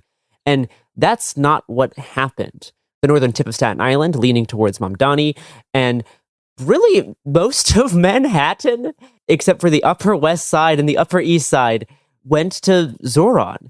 And that is super, I guess surprising, but positive surprise, surprisingly. This is great. Yeah. A really, really strong night. Yeah. One of the most interesting trends of this was that Mamdani just absolutely annihilated every Asian district. Up 15. Up 15. And not huge. Just okay, so you would kind of expect this in South Asian districts. He went in to a bunch of what are generally pretty conservative, like Chinese districts and Queens and shit, and just fucking rolled them. Yeah. In South Brooklyn, a very, very powerful sort of right-wing Chinese political machine, went to war against them, just got annihilated. Right? The Asian vote in general had kind of been trending right in the last half a decade based on sort of anti-immigrant shit, anti-homeless shit, and all of that just instantly pivoted. Everything south of Astoria and Queens just full Zohran. Yeah, and just rolled these districts.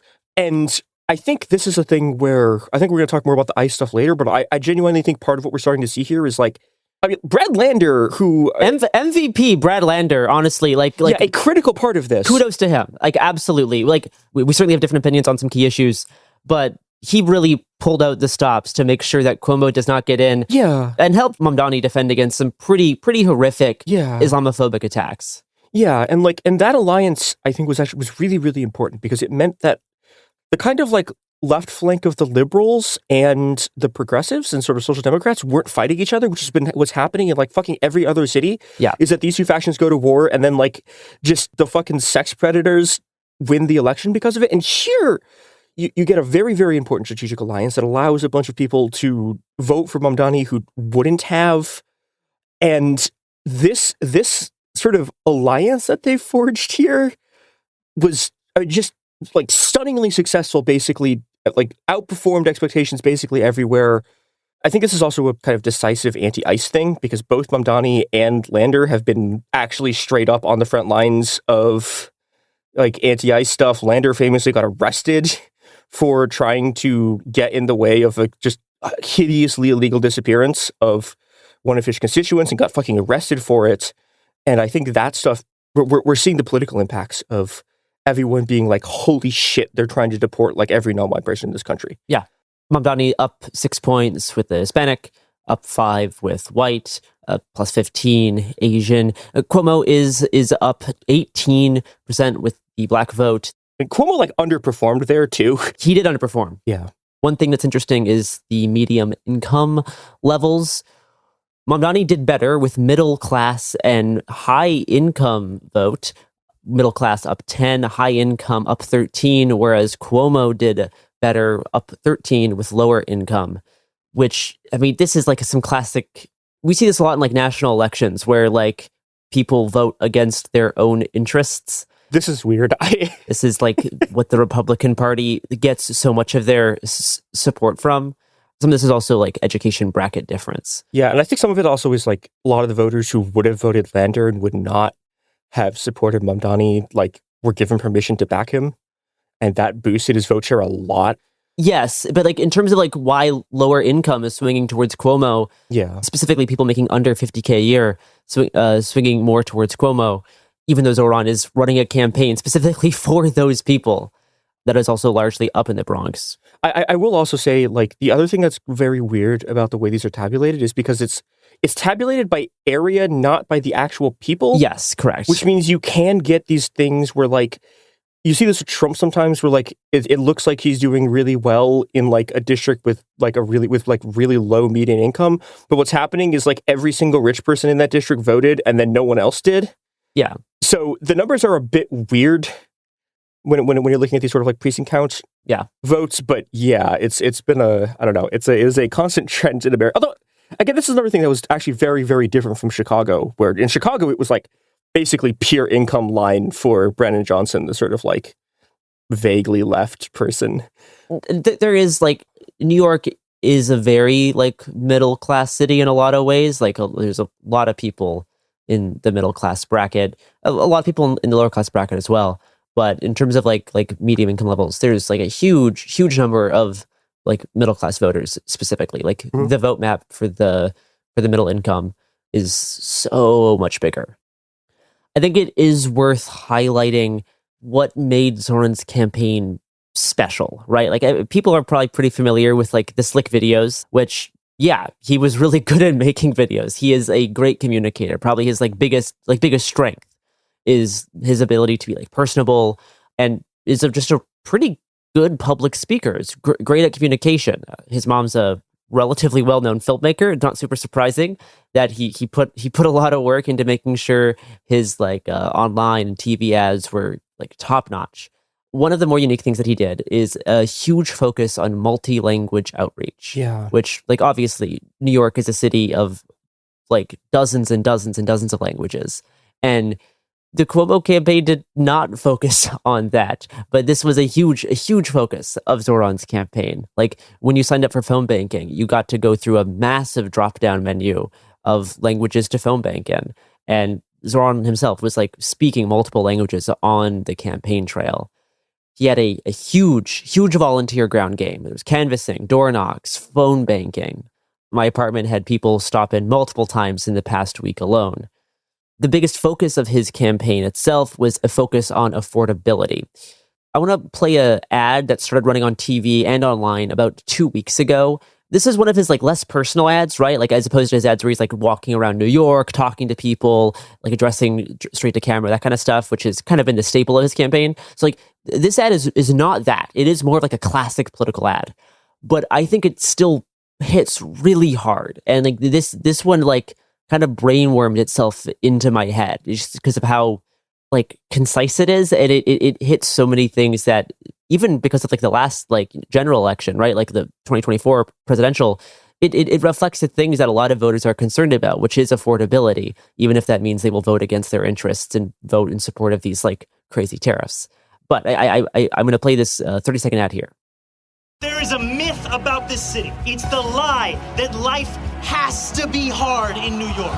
I believe we can guarantee cheaper groceries. We can raise the minimum wage. We can freeze the rent for more than 2 million tenants and build hundreds of thousands of affordable homes. It's city government's job to deliver that. We are done settling for less. Are you ready for a city we can afford? Are you ready to win this race? Paid for by Zohran for NYC. So that was the main ad that's been going across TV the past 2 weeks. This is his like final push. And it addresses this like conception of New York that's definitely been in my mind ever since I was a kid. I always thought this is a city you can only live in if you're, very rich, if you're well off. And like upon visiting here for the first time, I just realized how much that isn't true, how much this is like actually a working class city, how many people keep this massive like concrete machine running, who do not live in like a Manhattan penthouse, obviously. And yes, it can be challenging, but we've like almost abandoned this place as like a zone of combat, as like a place to actually like build like an affordable, stable life. And to see a candidate just directly address this is so invigorating. He ran on freezing the rent, free buses, a pilot program for city-run grocery stores, free to low-cost childcare, raising minimum wage. And he didn't cave or waver on controversial issues or apologize or redact for past statements. He got really good at deflecting when people asked him about like previous statements about how, the NYPD is terrible. He did really good about moving towards talking about how NYPD should not be handling people in like mental health crises, how there should be other public safety workers who can help people in distress who are not the NYPD. And just a very, very slick job handling some like massive amounts of anti-woke attacks referencing like the 2020 era of politics. Let's go on a break and then talk about his acceptance speech and the reaction from the National Democrat and Republican parties.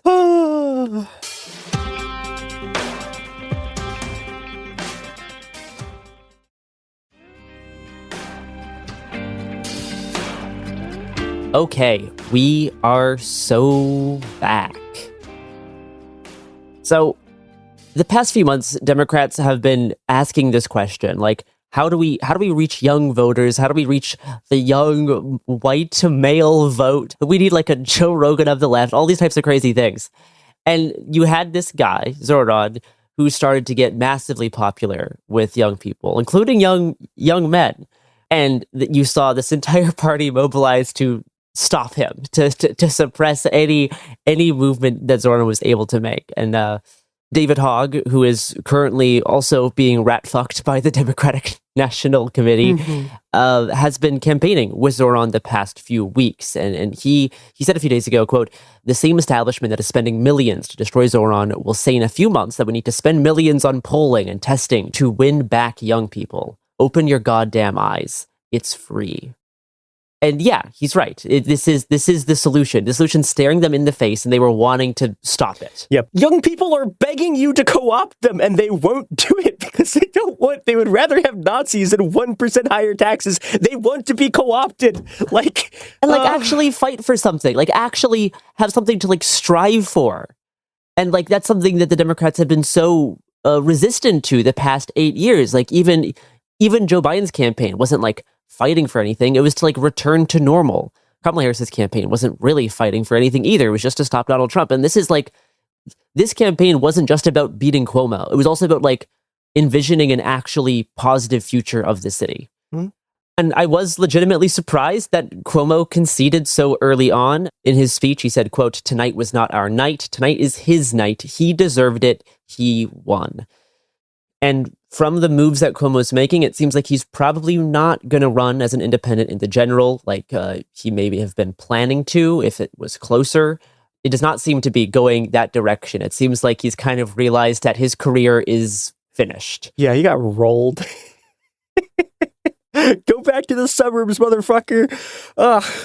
Chuck Schumer called Zohran Wednesday morning and posted, quote, "I've known Zohran Mamdani since we worked together to provide debt relief for thousands of beleaguered taxi drivers and fought to stop a fracked gas plant in Astoria. He ran an impressive campaign that connected with New Yorkers about affordability, fairness, and opportunity. I spoke with him this morning, and I'm looking forward to getting together soon." Hakeem Jeffries said, "Congratulations to Zohran Mamdani on a decisive primary victory. Assemblyman Mamdani ran a strong campaign that relentlessly focused on the economy and bringing down the high cost of living in New York City. We spoke this morning and plan to meet in central Brooklyn shortly.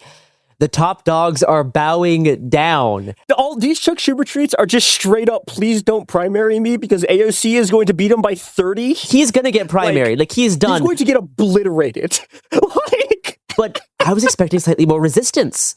And it seems like parts of the Democrats have like realized that this actually is the future of the party now, and there's no use fighting it anymore. This is the way to go. Yes, it goes against what all like the consultants are saying, right? To be like, you know, the Democrats went too woke. We went too far to the left. We have to return to the center, even though that's what we've been doing for the Democratic Party for 8 years. This election shows how much of that is like a complete bullshit lie. That no, it's not about going too far to the left. It's about actually wanting to fight for something real. And I'm kind of surprised that these two top dogs are giving in to the Zomentum. I think also, and this is the thing, like some of my friends brought up, is that like Mamdani like isn't really like AOC. No. And this is something like very, very important for like New York politics, which is like he's not like obviously politically he is, but like he's not a complete outsider to New York politics. All these people know him. They know him from like legislative shit, right? And he has like relationships with them in a way that would be very, very different if he was like, I don't know, just like some like a complete outsider who'd been like a protest leader or whatever the fuck. He has proven himself. He has like tense relations, but these people know him, and that's something that can matter a lot in terms of like how these reactions play out, and in terms of like how desperate they are to stop him. The Attorney General of New York was making like Obama 2008 references, being like, this was the energy in New York last night. And I wasn't around for the 2008 presidential election. I mean, I was alive. I just don't remember because I was also in Canada. But it did feel pretty exuberant last night walking around Brooklyn. And like, this absolutely still is like a rejection of the Democratic Party establishment. That's what these results show. And we have to like claim a firm victory now, like hard line, with such a strong fist that like any potential fuckery in the future, whether it's from like other Dems or from the Republicans, like from Trump, right? Like they're obviously willing to arrest the New York City controller. So like any potential fuckery needs to look so much worse. People have to close ranks around Zohran like immediately and like strengthen him. He needs to be like the face. Like if they're going to take this guy down, he needs to be like the face of everything for like the next while. We're sort of seeing like slightly smaller sharks like trailing around the wake of the shark. Like you were talking about the Democratic Attorney General Letitia James, who gave a really, really compelling speech. Like I actually think she's like a better speaker than any of the people involved in this race. And she is 100% primary in the governor, like next, not 100%, but like probably primary in the governor next year. Like this is, you know, like people have been flocking around this for a while. And I think, I don't know, this is some real doesn't take a weatherman to see which way the winds are blowing shit. Like they are living in fear. They are bending the knee. They are, et cetera, et cetera. Very funny. And now the Republican Party is going to be on the attack. The batons being passed from the establishment Dems to the Republicans to try to take down Zohran, or at least paint Zohran as this new like radical face of the Democratic Party. Yep. Like racism levels are gonna reach never before seen heights. It's gonna be like post 9/11 all over again. Yeah. The National Republican Congressional Committee is already calling Zohran the new face of the Democratic Party, which he should be. That's like like fucking bring it. If you want just like a breath of fresh air, I would recommend watching some financial news from Wednesday morning. Oh, it's so good. Hot commie summer, baby! Hot commie summer! Woo! I am executions in Central Park are about to begin. The Workers' Republic is established. The Commonwealth of Labor rules. We're waiting for Chairman Mamdani to make the final call. Lists are being made. Only you can form the Soviets. Seize your workplaces. The time is now. I do want to play a brief clip from CNBC. If you've seen what Batman is up against in Gotham and what the guy running for mayor is up against, that's what it reminds me of. They're taking Wall Streeters and make him walk out onto the ice in the East River as and then they fall through. I mean, there is a class warfare that's going. So what's happened here, I think, is the rich type. There's a division within the Democrats. That's right. There is a division. Long live the revolution, baby! Eat the rich. There is a division of the Democratic Party. Walk them out onto the ice. We're sending them onto the ice. Zohran, hand in hand with Bane and Cillian Murphy, are going to be sending them onto the Hudson. The spirit of Occupy lives. Oh my God. Bill Ackman, Cuomo and Trump backer, said, quote, "I was a bit depressed when I woke up this morning, but now I'm optimistic. I have a great idea on New York City, and I will share it as soon as I can. We are looking into legal issues. Good luck. Good luck, Bill. Have fun out there." Oh no, they're gonna wait. They're just gonna do birtherism again. Who cares? Oh no. Bring it. Bring it. I will say, like, this coverage, like, I like, people don't understand how unhinged this coverage is going to be. Like in Chicago, when Brandon Johnson won the election, Brandon Johnson is like significantly to the right of Mamdani, right? When Brandon Johnson won the election, the Chicago press went so insane that all of them pretended to be pro-immigrant. Oh yeah. Like, do you understand how unhinged the press has to get here because like one of Johnson's things is he was like fucking over like immigrants here, and he was like, the shelters are put in were substandard and people were getting sick, and like we had the best coverage of immigration issues under Biden in the country because specifically that was the thing they were using to attack him. I'm super curious what the Times is going to do because like they've also pulled out all the stops the past few weeks to try to stop Zohran. It's going to be unhinged. The wind's blowing in his direction now, though. Like I don't know what they're going to do. I don't know. Like I think that specific class of people is just going to hate him until the end.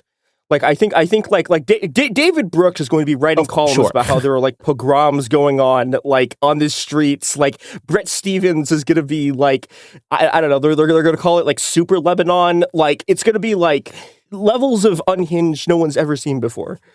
Now, speaking of the Times, Obama's chief strategist was quoted in a New York Times article Wednesday morning, quote, "There is no doubt that Trump and Republicans will try and seize on him as a kind of exemplar of what the Democratic Party stands for.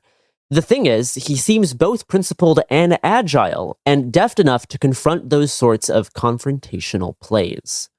I do want to read off from a Fox News screenshot this morning showcasing Zohran's horrific, terrifying communist platform, which includes housing, freezing the rent, building affordable housing, creating city-owned grocery stores, fare-free buses, raising the minimum wage to $30 by 2030, and LGBTQIA plus protections, expanding and protecting gender-affirming care citywide, making NYC an LGBTQAI plus sanctuary city, and Trump-proofing NYC to end ICE cooperation. Hell yeah. Thank you, Fox News, for that great list of reasons it's so great. to like Zohran Mamdani. I think it's actually genuinely really important is he's like the only Democratic candidate in fucking ages who actively campaigned on like putting more funding into trans healthcare, like $65 million of funding. Yep. Fucking being pro-trans wins, Yes. being anti-trans gets your ass kicked back to the suburbs, like fucking Cuomo. Eat shit. Massive. All of you Democratic strategists, fuck off and die. Yeah. Eat shit. You will be the ones in the fucking graves that you were digging for us. Like, fuck off. We have dug your electoral graves. This is why when I was at this like trans open mic at Metropolitan last night, like the whole room just like lit up in cheers because like we've been dealing with the past like 6 months this idea that like trans rights is like the thing that's killing democratic politics, and fucking no, it isn't. Yeah, and Cuomo ran as a fucking transphobe because he is, and it didn't work. This is the joint feminist transgender victory over the forces of the TERF sex predator. Fuck them. To wrap up my stuff here, I do want to play 1 minute from Zohran's acceptance speech, which I think speaks for itself. And it's where the mayor will use their power to reject Donald Trump's fascism, to stop mass ICE agents from deporting our neighbor, and to govern our city as a model for the Democratic Party. A party where we fight for working people with no apology. A life of dignity should not be reserved for a fortunate few. It should be one that city government guarantees for each and every New Yorker. If this campaign has demonstrated anything to the world, it is that our dreams can become reality. I sure hope this is the model for the Democratic Party going forward. Mia, you wanted to close on a sad note? Yeah, I was really depressed this entire night because I remember feeling a lot like this in like 2023. In Chicago. Well, yeah, because this happened in Chicago. Yeah. Well, it's not this, but a version of this. Yeah. And like, obviously, Brandon Johnson was like significantly to the right of like everything that's been happening in New York. Like, not he wasn't like a right winger, but he was like, you know, like the local DSA had conflict with him from other stuff. But like, you know, I remember feeling like this. And then 1 year later, like SWAT teams like deployed by the mayor that he claimed he didn't send were beating up art students outside, like literally in the middle of downtown for trying to have a Palestine encampment. And, you know, like, my bitter, cynical, personally got rat-fucked by the mayor's office. Yeah. Like, cynicism on this is like, it's going to be weird. There's going to be a lot of shit that sucks. This guy is, like, advocated defunding the police and has attacked, like, the NYPD for years. Yeah. And now he's ostensibly going to be in charge of it. And he's not going to be able to abolish the NYPD. Like, that's not going to happen. No. So there's going to be a degree of, like, you know, moral, like, crisis. Like, he's going to have to work against some of the things that he's stated he believes in. Yeah, and on a structural level, there's a really significant problem here, which is that, like, the moment you become the leader of a capitalist city, right, it becomes your job to keep the economy running. And the problem is that, like, keeping a capitalist economy running means you have to your job is now maintaining growth for this economy, right? And maintaining growth for the economy means figuring out how to have corporations continue to make more and more money. And that's not compatible with being a socialist. And everyone who has ever tried to, like, deal with this crisis, you either, like, you have two paths. It's like, one, you become a capitalist, right? And we see this fucking all over the place, right? It's like, you know, it's Barcelona and Camus coming into power, which is like this sort of, like, left-wing council kind of, like, Bookchinite thing, and then they immediately start, like, evicting migrants, right? Or two, you actually do the thing. You do the thing. You do the actual socialism, and we like, you know, this is the beginning of the end of fascism in a way where we see a fundamental change in the structure of our economic system. And that can be the outcome of this, but we have to build it, not him. Like, and I think the most he's going to be able to do is provide a bit of a safer zone for us to operate in New York. Yeah. He's going to be introducing more, like, social democratic, like, policies. Like, he's going to make the city, like, financially easier to live in. Yeah, things will suck less, which is good. He is going to the extent of his power, fight against Trump's efforts to deport your neighbors. And, like, that is so much better than both what Cuomo would do and Eric Adams, who is actively collaborating with the Trump administration. So this man's not going to actually be the Lisa Al-Gib. He's not actually going to be like the guy that ushers in the Red Revolution, which is not even something I necessarily want. But I think what he can do is make this an actually better place to live right now. Yeah. And specifically make it a better place to live as the national politics in this country are controlled by a fascist and a cabinet full of fascists. Yeah, and he can make the largest city in the country the rock upon which the tide of fascism breaks. And that matters. That does. Well, that does it for us today. Greatest city in the world. Tier 1.5 Chinese city, let's go!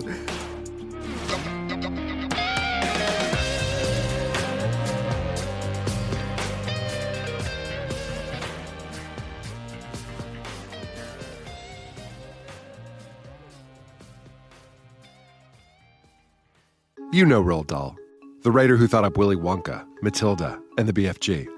But did you know he was also a spy? Was this before he wrote his stories? It must have been.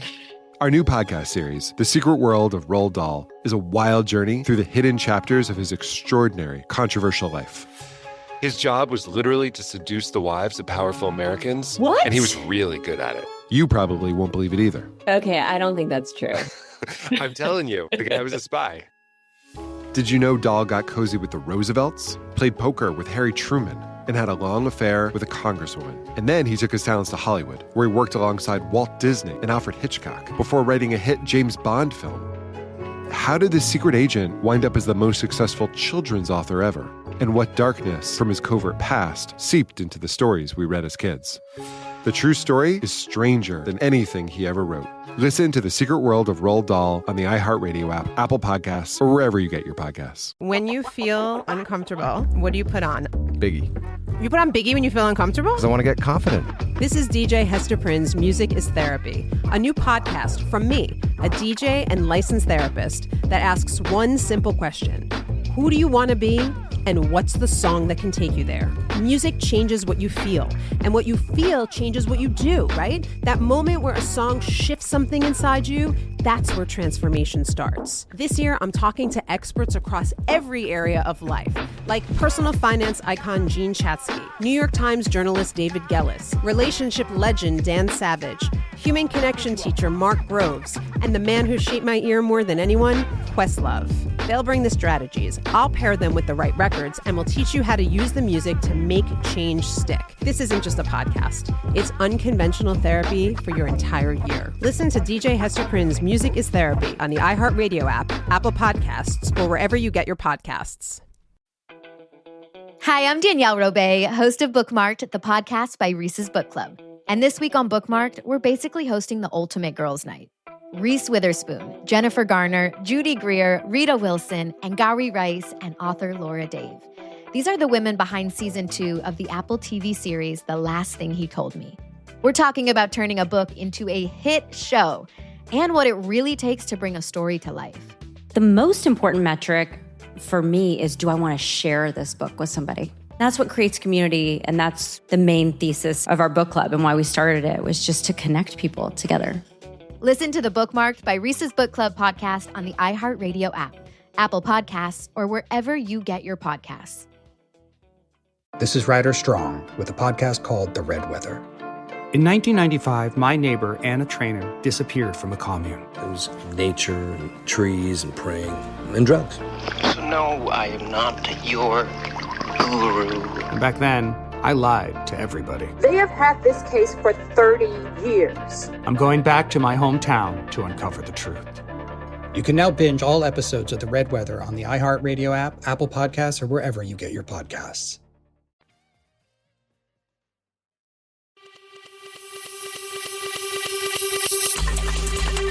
Oh, who's got ED? That's not how we start these episodes. Wow. That's how we're starting this one, Garrison. It's already begun. Welcome to Executive Disorder, our weekly newscast covering what's happening in the White House, the crumbling world, and what it means for you. Yay. That's right, motherfuckers. That's Robert Evans. I'm Garrison Davis. I'm also joined by Mia Wong and James Stout. This week, we are covering the week of June 18 to June 25. That's right. A good week where nothing but good things happened. Mm-hmm. Assuming you are someone who manufactures 30-pound gravity utilizing bunker busting bombs. 30 pound. That's quite a small one. 30,000. 30,000. Yeah, 30,000. Sorry. Anyway, we're talking about Iran. We're going to start with Iran. We're going to start with Iran's nuclear program. And I think we should start. We need to start by giving the Cool Zone Media Cool Kids Guide for how to enrich uranium. Oh, no. I don't want to get arrested, Robert. Now, Mia, it's not illegal to tell people how to enrich uranium. Google will do it, and I assume they're correct. Robert, it is legal for white people to do this. I don't know if it's legal for me to do this. It's okay. It's okay. It's okay. Look, if I've learned one thing, it's that it's okay for white people to talk about any kind of bomb on the internet. So we'll be fine. I'll be fine. That's what matters. Robert, do I have kidnapping insurance? Do we have an extraction team for me when I go to ICE prison? No, we don't.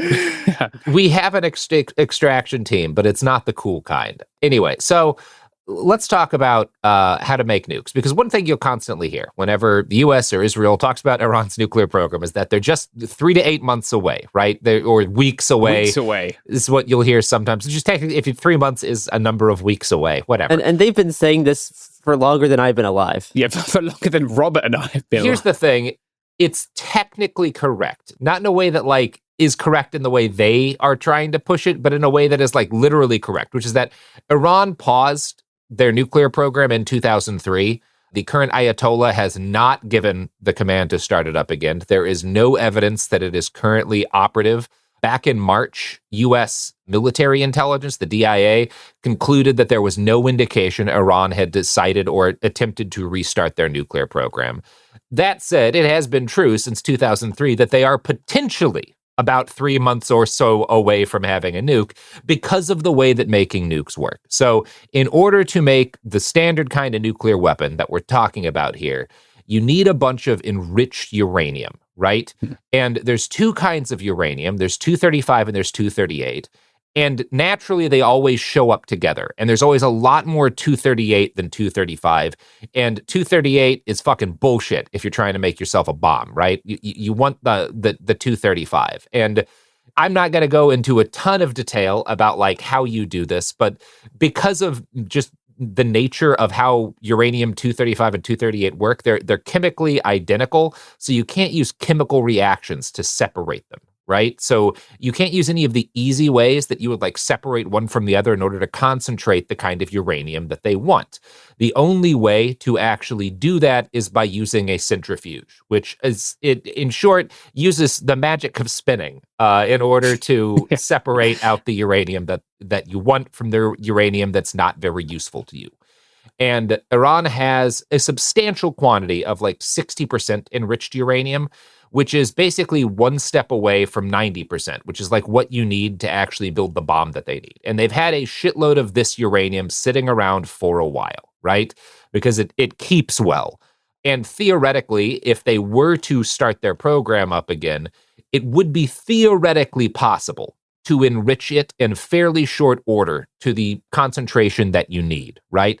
And at that point, once you have a sufficient quantity, and you'll hear slightly different numbers, but generally agreed that they have a sufficient quantity of uranium that is fairly enriched, that if they were to finish the process, they could make somewhere between like 8 to 10 warheads with it, right? Like somewhere in that vicinity. And they could have a functional warhead within a matter of weeks after enriching, because enriching the uranium is the hard part. Once you've done that, it's very easy to make a nuclear weapon. Right? Sufficiently skilled people could do it with like fairly minimal technology if they had, like, getting the enriched uranium is the hard part. So it's technically true that Iran is that, close to having a weapon. They have been since 2003. But the more important part of the story is that they have not been working on a weapon. And there's no evidence, even the DIA concluded in March, that they were not actively working on a nuclear weapon. So what's actually been going on here is that while the Ayatollah has not reauthorize the program in quite some time, it's been generally agreed by people watching, Iranian politics, that pressure has been building on him in order to reauthorize the program, right? There's a good CBS News article on this that notes that the U.S. intelligence community assessment stated that there was an erosion of a decades-long taboo on discussing nuclear weapons in public, brought on by all of the pressure against Iran by Israel, right? In other words, the more Israel and the United States threaten and actually do bomb Iran, the more public support there is and the more acceptable it becomes to talk about restarting the program, right? Because continuing to bomb and attack them makes the case very strongly that, well, we probably need one of these fucking things, right? Because otherwise they're simply not going to stop. And that's been the lesson of the 21st century, which is if you are a country that has beef with the United States or any other nuclear power, the safest thing to do is get a nuke and then get more nukes as quickly as possible, right? So that's the situation that we're in. Iran has not moved any closer to having a nuclear weapon over the last 20-some years, but because they've got this uranium, you can always technically say, well, they could be months away, right?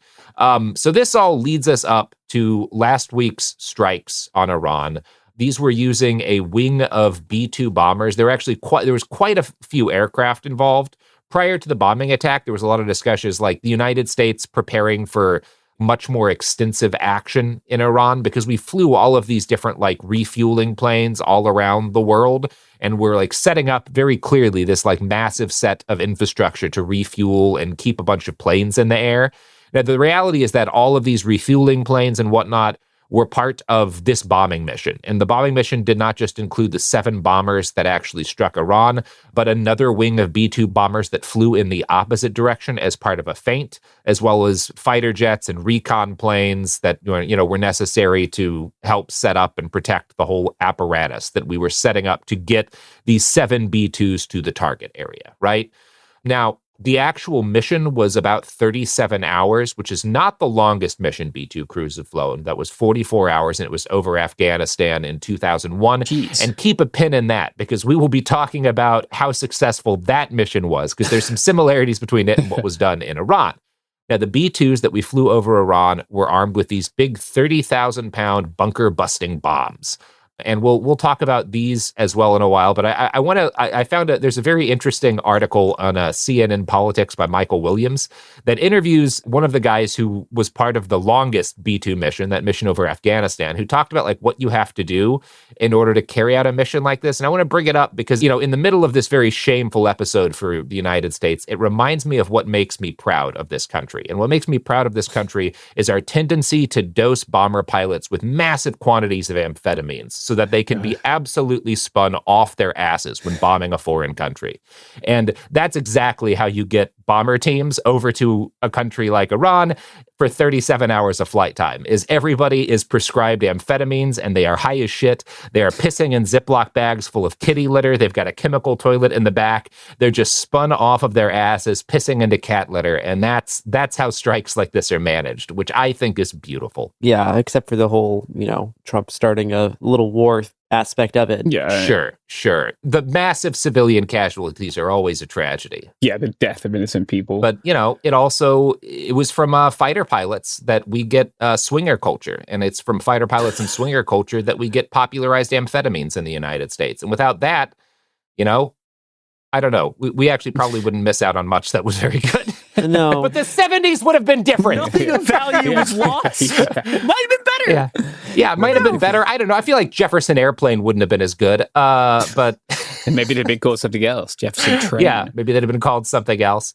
So the primary munition that these B-2s were supposed to be dropping over Iran, and the whole reason why the United States was needed, because Israel had carried out a bunch of strikes on Iranian nuclear facilities. Yeah. But basically, Iran, being intelligent, knew that, they're going to bomb these facilities, as long as they exist. And it's very difficult to get, these centrifuges made, right? That's the hardest part of getting a nuclear weapon, is getting the equipment that will allow you to enrich uranium. Yeah. And so it's very precious, and you can't just remake it super easily. So Iran buried this shit, right? They had a number of different sites which were hit by both the US and Israel, the most deeply buried of which was at a place called Fordo.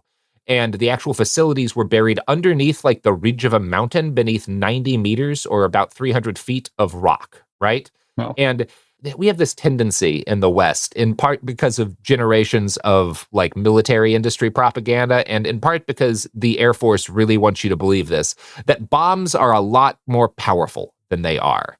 Now, bombs are great at blowing up buildings that are just hanging around on the surface of the earth. And they're great at killing people. They're great at killing civilians, people who are not, armored or defended against them. They're awesome at that. You know what bombs suck at? Is going more than a couple of feet below the earth. Yeah. They're terrible at it. Even really big bombs, even the scariest bombs we've ever made, absolute dog shit at getting through, especially stone and rock. And so Israel was we don't have the capacity, we don't have the technology to actually crack a facility like Fordo. The only thing that can is these bombs that can only be carried by the B-2, which are these 30,000-pound bunker busters, right? And the question that comes up then is okay, well, this Fordo is 90 meters, it was beneath 90 meters of rock. How deep can these GBU-57s, these massive ordnance penetrator bombs, which had not been used in combat before, how deep can these fuckers go, right? Seems like a simple question. You will usually see most of the graphics on the news will show that it penetrates 60 meters, right? Or 200 feet, and then it detonates, right? Which, could do damage to a facility that's buried deeper, right? If you're detonating it 60 meters down and it goes down 90 meters, that explosion could do enough extra damage that it could damage a facility that's just another 30 meters below, right? Theoretically. However, that doesn't tell the full story. And I'm very indebted in this part to an NPR article by Joff Brumfel, who did actually the math, right? So we figured out a long time ago when we started bombing things, there's a mathematical equation to how far a bomb that's a given weight and dropped from a given height and has a given explosive payload can penetrate through different kind of substrates, right? That you can just kind of plug that equation in. And I want to quote from Jeff's article right now, because it does a very good job of looking at kind of why this was sort of a dog shit plan from the start. I went back to take a look at the math from those early studies, and I found it was actually straightforward. The so-called penetration equations have existed since the 1960s and depend on a limited number of factors, including the shape of the nose cone, the weight and diameter of the weapon, the speed at which it hits the ground, and crucially, the type of earth it gets dropped on. It depends enormously on the kind of rock, says Raymond Jeanlaws, the professor at the University of California, Berkeley, and one of the original authors of the 2005 National Academic Study on Earth Penetrators. When I ran the calculations using a key equation from that study, I found that the GBU-57 could go up to 80 meters underground if it was dropped in silty clay. In medium-strength rock, things looked far different. The GBU-57 could only go around 7.9 meters beneath the Earth. So that's not nearly the 60 meters that you're seeing claimed on most, and it's nowhere close to 90, right? And there's a good amount of data we already have. Trump obviously claimed as soon as we did this bombing run, because we, dropped a fairly heavy cluster of these bombs, 12 on Fordo. And Trump's claim was that, it was completely destroyed. His press secretary said, when you drop 12 30,000-pound bombs with perfect precision on a target, there's only one result, complete destruction. And that's not true even if you just look at the past of us using these weapons. Yeah. I mentioned earlier that 2001 mission to Afghanistan. That was us trying to blow up that purported cave fortress that bin Laden had. Yeah, you may have seen the diagram. In Tora Bora. And we didn't. It didn't work because it's really hard for all of our technological might. It's very hard to blow up something buried under rock. It doesn't matter how many of these giant bombs you have, we're shit at it, right?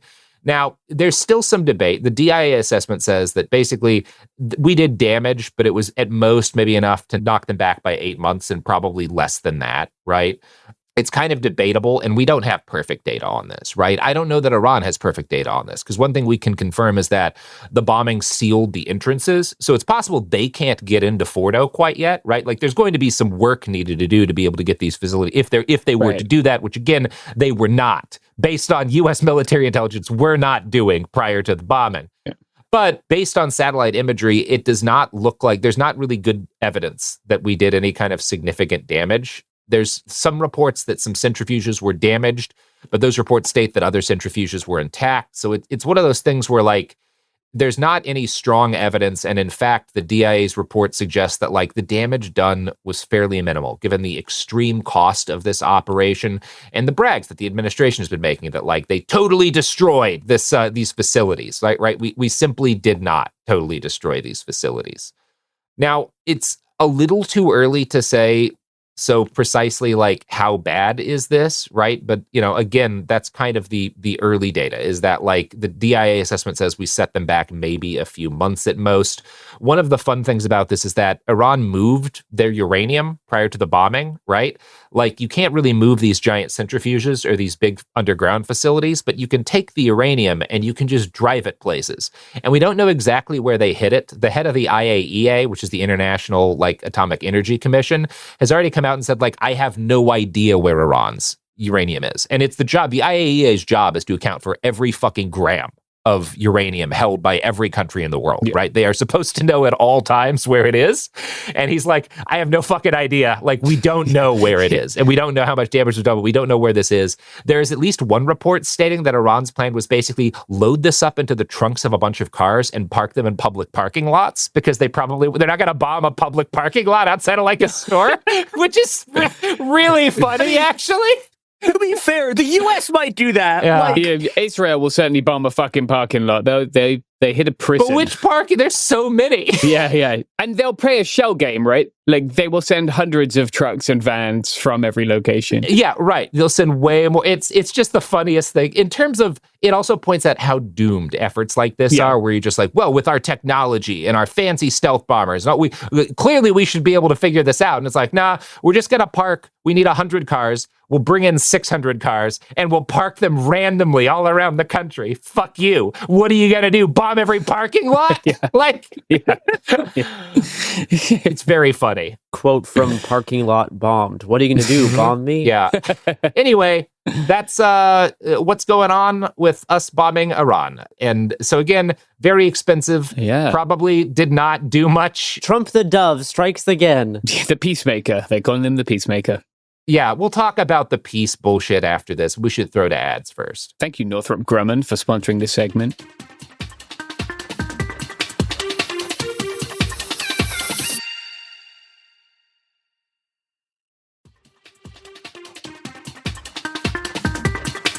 we're back.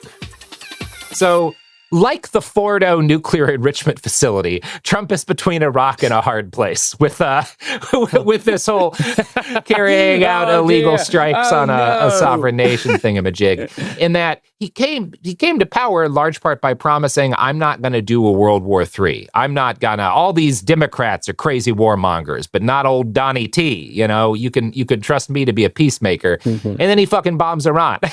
Which is kind of a major escalation, right? Yeah. So, and we're not going to. There's been people arguing, would this have happened under Kamala? Yada yada. I don't give a shit. I don't give a shit. It's happening now. Fuck it. Yeah. Fuck off. Like it's not worth talking about. We'll talk about what's happening, which is that this is a major escalation. But Trump has he's kind of been hedging between like, yeah, look at how fucking cool our weapons are. We fucked them up so bad. And now it's time for peace. We have to stop the violence. Why don't you guys come to the table? Let's all be friends. And getting pretty pissed at the Israeli government. Yes, because he announced a ceasefire, and Iran was like, after striking back and hitting U.S. bases in a number of countries, was like, okay, we're done. Like, we did the thing we did the face-saving thing. We have to launch missiles after you bomb us. We can't not do that. Yeah. But we did it. We got our strike off, and we're not going to continue if you guys don't continue, right? And Trump was like, I did it. I made peace. Look at how good I am. And then Israel immediately starts carrying out more strikes. And Trump is... Are we going to play the audio of him cursing on TV? Because it's very good. Play the audio. Here's Trump being confronted about this, like within hours of this Israeli strikes. You know what? We basically have two countries that have been fighting so long and so hard that they don't know what the fuck they're doing. Do you understand that? So that's a pissed off man. And he's pissed off.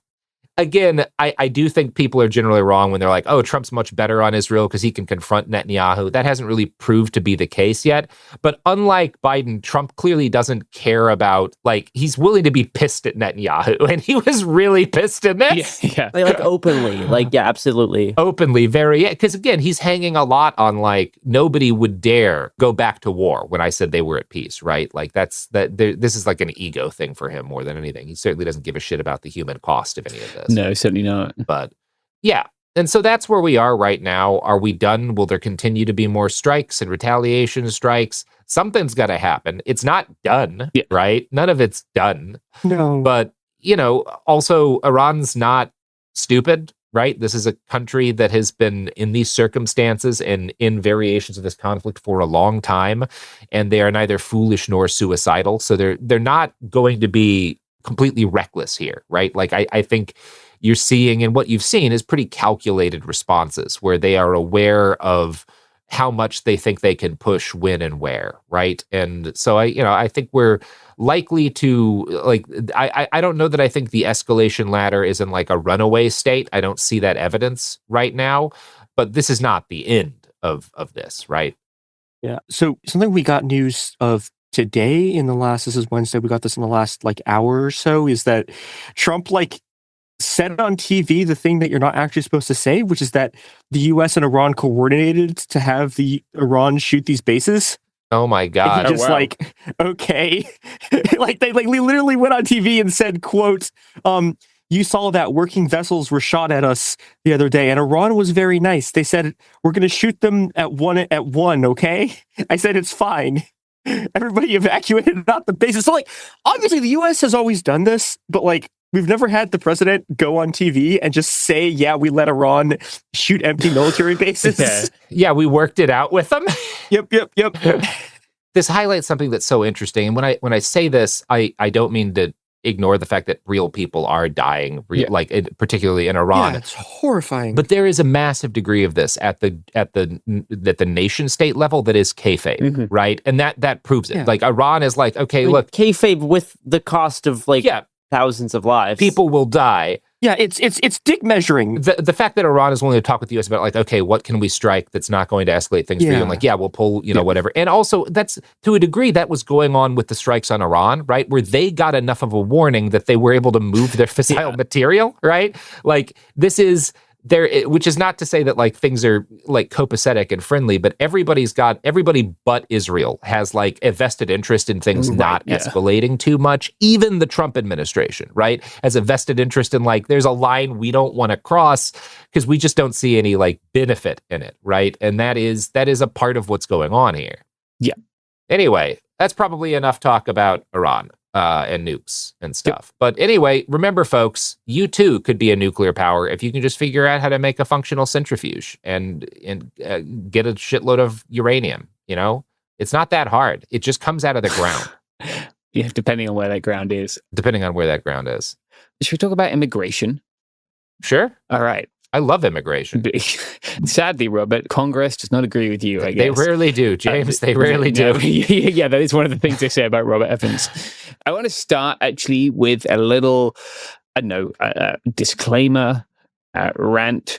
Almost every day for the past 6 months, someone has sent me a tip saying that ICE are raiding a hospital. This has happened almost every month for the past 10 years. I have received this tip thousands of times. To my knowledge, it has never been true. Nonetheless, this rumor persists, and especially among people who might be newer to migrant advocacy or newer to observing immigration enforcement. What is happening in 100% of these cases that I have looked into is that Customs and Border Protection or ICE or some other immigration detention agency is taking somebody who is in their custody to the hospital, and then that person is getting treatment, and then they are released again to that immigration agency. Normally, those immigration agents can't enter non-public areas of the hospital, i.e. treatment rooms, but they can enter public areas, i.e. lobbies. This rumor, which continues to spread, which I've seen people, including journalists, sharing on social media, kills people, right? I'm aware of one incident in which someone was having a medical emergency and didn't want to go to hospital. A medical emergency which could very well have killed them within hours, and didn't want to go to hospital because they had heard that ICE was at the hospitals. I understand that people are coming to this with varying levels of experience. It's cool. It's great that people are showing up for migrants. But people need to exercise caution around this because it is not harmless to spread that rumor unless you are absolutely certain that it is true. It hurts people. And I keep seeing it, and I think it's important to say something about it, including to other journalists. Okay, with that said, let's start with some good news about immigration. ICE agents in San Diego scattered from the San Diego court when the newly appointed San Diego Bishop Michael Pham, who is himself a refugee, he was an unaccompanied minor from Vietnam, entered the court to accompany people to their immigration hearings. Bishop Pham was joined by Imam Taha Hassaneh, I hope I'm saying that correctly, of the Islamic Center of San Diego, and Our Lady of Guadalupe Church pastor Scott Santa Rosa. They say they're going to keep doing this, quote, as needed. So this is actually one of the very few things, at least in courthouses, that seems to have worked, right? We've covered this in previous weeks, that what is happening is that the government is dismissing the case against people and then immediately detaining them and forcing them to fight for their asylum while detained, right? This has been happening all across the country. San Diego is the only place I'm aware of where religious leaders, right, from across the religious community are accompanying migrants to their detention hearings. So we saw Brad Lander doing this in New York, right, a politician, but this is the only instance I'm aware of where clerics are doing it, and it seems to have worked. It seems to have, in this instance, or in these instances, prevented ICE from detaining people. And I'm not a religious person myself, but I will say that I respect this. I think this is cool. I've reported before, right? I spoke a lot about Jesuits in the Darien Gap, and how impressed and in awe of their work with migrants I am. And I think this is another example of people organizing with groups who they might not normally organize with, but that having really beneficial results, right? Huge win for the woke Marxist Pope as well. It's always good to see. Yep. Hell yeah. Huge win for Marxism this week. Yeah, generally a big week for Marxism. In other news, a district court has ordered another man, Jordan Alexander Melgar Salmeron, returned from El Salvador. He's Salvadorian, but he was removed 30 minutes after a court order barred his removal. and thus he was removed in violation of that court order, right? And the district court has ordered him returned. I'm not aware if he's been returned yet on Wednesday. We shall see, I guess, because the Supreme Court has allowed the Trump administration this week to continue removing migrants to countries which are not specifically noted on their removal orders, right? We spoke about this before in the case of the attempt of the DOJ to remove people to South Sudan. We've spoken about it in terms of removing people to El Salvador who are not themselves Salvadorian, right? This isn't really deportation. I think rendition is a more accurate way to describe it. And it will certainly result in people facing hardship and more likely than not, people facing torture and probably being killed. It is a disaster. It was a very short and unsigned order, and the justices did. It wasn't a final decision, right? But they paused the Massachusetts District Court ruling, which had in turn paused the process. So the process is now ongoing again. It's worth noting that the Massachusetts District Court ruling didn't stop them doing it. It allowed them a meaningful attempt at expressing their reasonable fear of torture, right? 3 justices dissented, Sotomayor, Keegan, and Jackson. Sotomayor wrote the dissent. I'm just going to quote from it here briefly. Apparently, quote, "The court finds the idea that thousands will suffer violence in far-flung locales more palatable than the remote possibility that a district court exceeded its remedial powers when it ordered the government to provide notice and process to which the plaintiffs are constitutionally and statutorily entitled." As she pointed out, the government was seeking relief from this order in the Supreme Court, but had also been openly flouting it, right?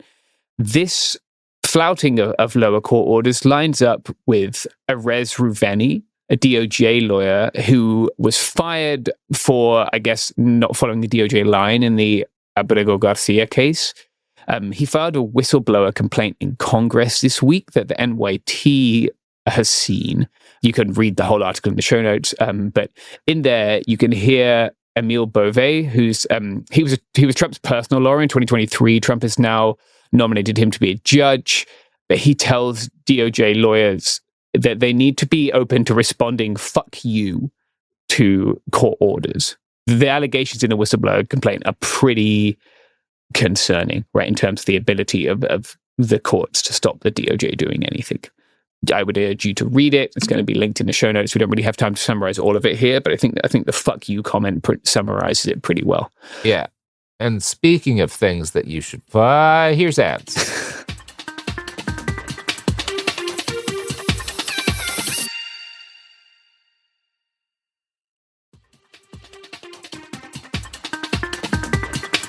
We're back, and since we've just done ads, let's let James give an ad for something that's not a product or a service, but is better than either of those things. If you have any money left after investing in all the wonderful gold that our advertisers want to sell you, one of the people who we have interviewed on this show extensively, who came into the United States through Hukumba, and who provided us with a really in-depth account of his immigration detention, has let me know that he is struggling to find a lawyer and pay for a lawyer. So far, he's been taking care of all of his legal paperwork himself, which is very admirable. But obviously, like many migrants, he understands that his chances of success will be much, much better with a lawyer, something he himself is struggling to pay for right now, whilst also supporting a family. If you would like to help, the link for that is www.gofundme.com/F/standing with our family. It will also be the first link in the sources for this episode. So if you're listening on your podcast app, you can scroll down to the show notes, find it there, click it, and help out if you'd like to. Well, I think it's time for Gare's good news roundup, and let's start with some actually fantastic news. Mahmoud Khalil has been released after 104 days in ICE custody. He missed the birth of his first child. Yeah. Was it his first time meeting his child, or did he get to meet his child? I think he'd gotten one visit where he got to meet his kid, if I'm remembering correctly. Yeah, it's still kind of about 2/3 of the way through his detainment. Yeah. But now he is back in New York, right, as his case will continue. this is a good step in the fight against disappearing people for political differences. Yeah. Like this is important fight. This is possibly like one of the most important like national pieces of news that's still a developing story right now. I've seen some responses that are like, yeah, so after 104 days of being illegally detained, you know, a guy finally got released. This is still a bad thing. And like, that's true. This is a bleak story, but like, it's actually kind of like foolish to not acknowledge this as a significant win, right? Like, it's important. They did not want to release him. They wanted to keep him locked up forever. They did not want to release him. Yes. This is good. This is a good thing. And it's proof that it is worth fighting because you can win. Yeah. Like every day he's not in jail and that he's with his family is a better day. Yes. Is a win. Yeah. It's a victory. Yes. Also, some good news in New York. It is so Quover. Zohran Mamdani won the Democratic primary for the mayor of New York City Tuesday night. This is quite exciting. I got to announce to a massive room full of trans people that Cuomo conceded to Zohran, and I have not felt better in months. It was like one of the brightest rays of hope that we've had, and a rejection of like the old Democratic Party establishment. Yes, Zohran had to beat like $30 million of super PAC funding against him. He mobilized the youth vote in ways we've never seen before in New York. A quarter of early voters were first-time Democratic primary participants.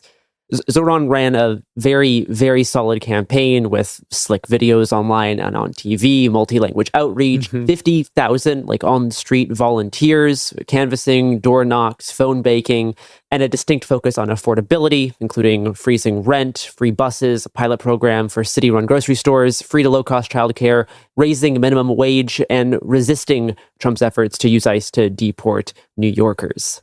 Myself and Mia did a full episode yesterday if you want to have a more in-depth look at the New York mayoral primary. Yeah. We should also note here that per a CBS New York interview with former Governor Cuomo, he has stated that he is considering running against Mamdani as an independent. So we'll see how that goes. We might get to see Cuomo lose twice in a year, which would be pretty funny.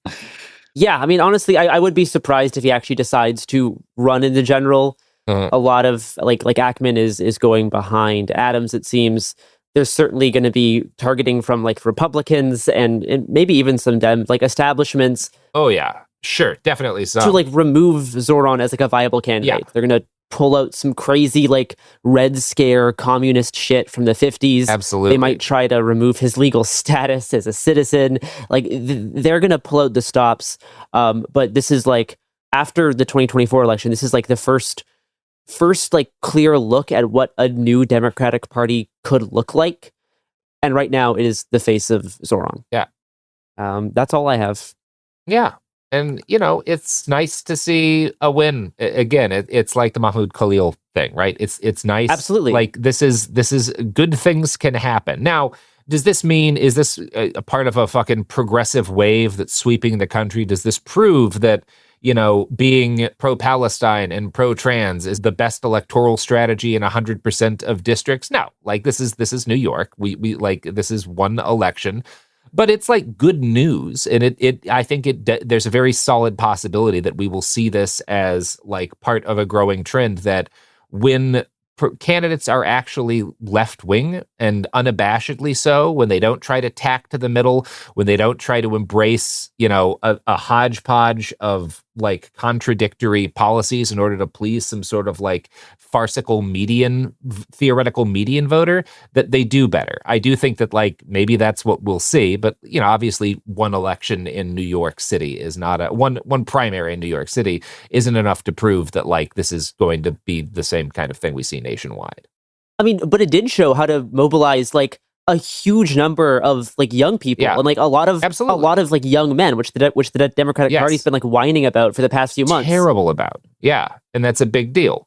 Like how do we reach out to the young men in this country? And like Zohran showed you how to do this. He's actually fighting for like real things that make your life better. You can get people excited about your candidacy if you're standing for something, and getting people excited. It's even more important than just being like, well, this theoretically polls the best. Because if you do take all the positions that poll well, but nobody gives a shit, and you don't have any kind of excitement or the ability to build like a grassroots ground game, then you'll do worse. Like, if you have that behind you, if you have all that enthusiasm, you can make less popular positions more popular. That's how politics works, right? Look at Trump, you know? Like, the whole, everyone's always wondering, like, how does he get away with all these things that were forbidden for so long?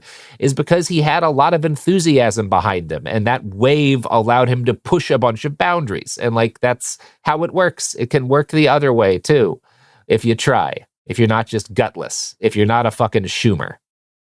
So in less good news, and by less good news, I mean really, really horrible news. Terrible news. Yeah, so last week we got the results of the United States versus Scrimeti. I think most trans people have been expecting that this was going to be really bad, but it was, I guess, technically not as bad as it theoretically could have been, but this ruling was there's a 6-3 ruling that upholds Tennessee's ban on gender-affirming care for minors. That ban is, I mean, just like hideously illegal. It's like very obviously sex discrimination. The Supreme Court gave genuinely, like, I had a friend describe it as like, we're just in pure Calvin ball land. Like it's if you read the decision, it's fucking nonsense. It's gibberish. That also makes it hard to figure out what it's going to do because the legal reasoning is just so unbelievably nonsense. Like it leaves in place the 2020 ruling on sex discrimination in the workplace for trans people intact, but it invents this new justification that you can discriminate against trans people if you're discriminating against gender dysphoria as a diagnosis specifically, not necessarily them being trans, but the ability to treat gender dysphoria. Yeah, it's really, really fucking weird. I'm probably gonna do like a full episode looking at like bringing in actual legal people to talk about what the legal impacts are going to be. This is really bad. This means that like 25 states bans on gender affirming care go into effect. Yeah.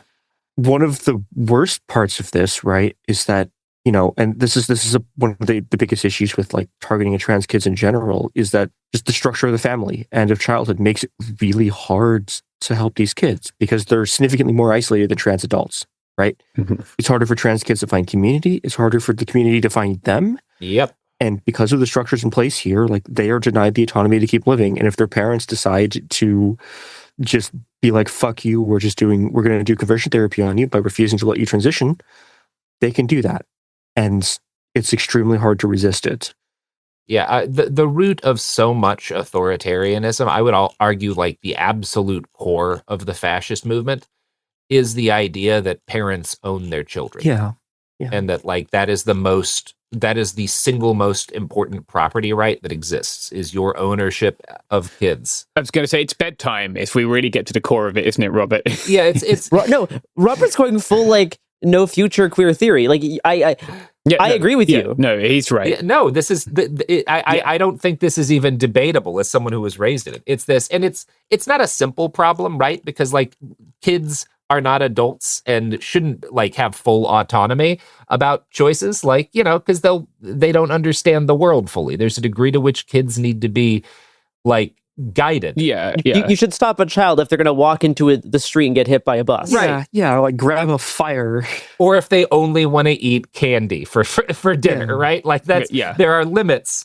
But the idea that like, and so parents own their kids, they're like that is just it's pure poison and it's killing us all. And like more broadly, like guys who hate their kids are the fucking forefront of fascism right now. Like Elon Musk bought Twitter because he hates his daughter. Yes. More than if any other thing. Like it's a repugnant ideology. It's disgusting. Yeah. Yeah. Anyway, we'll do some sort of more detailed look at this that at some point, but I think we've covered the news. Yeah, I mean, I think the last thing I want to say about that is like, if you're trans, and I know this was a bigger thing in the immediate wake of last week, but keep living. Yeah. Stay alive. maybe get a passport, because you can do that right now. There's a lot of benefit, even if you're not going to travel. If you don't have the money to travel, there's a lot of benefit in having that ID. Yeah. We're all going to see the sunrise together.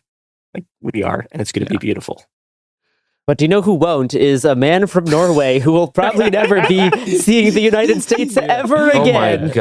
Oh my God. Okay. Garrison. So to finish this episode, we're going to talk about the one deportation we're kind of allowed to laugh at. Not because the guy is bad. The guy seems perfectly fine. But the circumstances around the deportation are so bizarre. It's wild shit. Yeah. And it affects Norway. So it's, it's like, whatever. Garrison. Anti-Norwegian action over here. No offense to Norway. I'm just saying it's not like this guy's getting deported to a place where he's in danger. I love you, Norwegians, even if Garrison doesn't. This is not a guy who's going to suffer. Right, he's not going to South Sudan. Severe, life-threatening or whatever. He's fine. Yeah. A Norwegian man was coming to the United States for vacation. And at the border checkpoint at, I think, Newark, he was questioned and handed over his phone. On the phone, border agents found a photoshopped picture of baby of bald baby JD Vance. Yeah. And for this reason, he was baby JD denied entry into the United States and deported back to Europe. This is the dumbest country on earth. Anyway, said photo has now been shown in the Irish Parliament because we live it's beautiful. The world's beautiful. They're deporting Norwegians for JD Vance memes now. This is the level that we are at. Like the party of free speech deporting people who have JD Vance memes on their phone. Like, on the one hand, I think you can make the argument that fascism has always been this stupid. Yeah. Like, Google Mussolini's headquarters and look at that building. It is this dumb. Yeah. But, like, good Lord. Like, oh my God. Yeah, the personal vanity. There's such fucking tiny babies about it. Like, that's the really defining characteristic of this era of fascism is that if you make fun of them the tiniest bit, it is the worst consequences they've ever suffered in their entire lives, and they fucking lose their mind that everyone doesn't fucking love them. Yeah, they're fully, like, willing and, like, desire to use the complete might of the state to step on anyone who dares defy their authority, even when that defiance is manifested through having a picture of baby JD Vance with a bald head. Like that is too far. I don't know what else to say about bald baby JD Vance. Get a tattoo, get a full facial tattoo, or like a Ben Affleck sized back piece of bald JD Vance. You're gonna get denaturalized for your JD Vance back tattoo. They can't punish you, not for a tattoo. No, it is funny how much Vance and the Border Patrol do not understand the Barbra Streisand effect. Yeah. This picture is now everywhere. It shows how hurt JD Vance is by these photoshops, even though he's tried to laugh along in the past. Yeah. I'd love to know, like, how... Is there a directive that has come down, like no Vance memes? Yeah, who made the call? Did some, like, Office of Field Operations guy... Yeah. Did they send it up to Stephen Miller? Yeah. With like, hey, Steven, is this okay? It seems like, no. Did someone at the border take offense on behalf of Vance? Like, that could be very likely. Yeah, I think that is what happened. Like, all of the data suggests that's what happened. Robert's talked about this, like, working towards the Führer stuff before, but, like, we're seeing a version of that here, right? Like, oh, yeah. I mean, like, all of the current border agents are, like, Trump cultists, essentially. Like, they're the most evil people you will ever meet. I mean, of all the federal agencies, right, it's CBP that has had the lowest vaccination rate. They're playing One American News in their break rooms. Like, they are more ideologically simpatico with what's happening than I would imagine most other feds are. Yeah. Certainly, like, ICE are pretty much in lockstep with the Trump administration. Mm-hmm. Yeah, if you want to help Amos, I guess, don't send a JD Vance baby meme, but you can send your money again to gofundme.com/f/standingwithOurFamily. That'll be in the show notes too. And if you would like to contact us, you can do so using Proton Mail, which is only encrypted end-to-end if you are sending from an encrypted email address like a Proton Mail address. And the way you can do that is by typing the email address coolzonetips@proton.me into the to field and sending an email to us that way. We do read them all. We don't respond to them all, but all of them get read. We reported the news. Woo. We reported the news.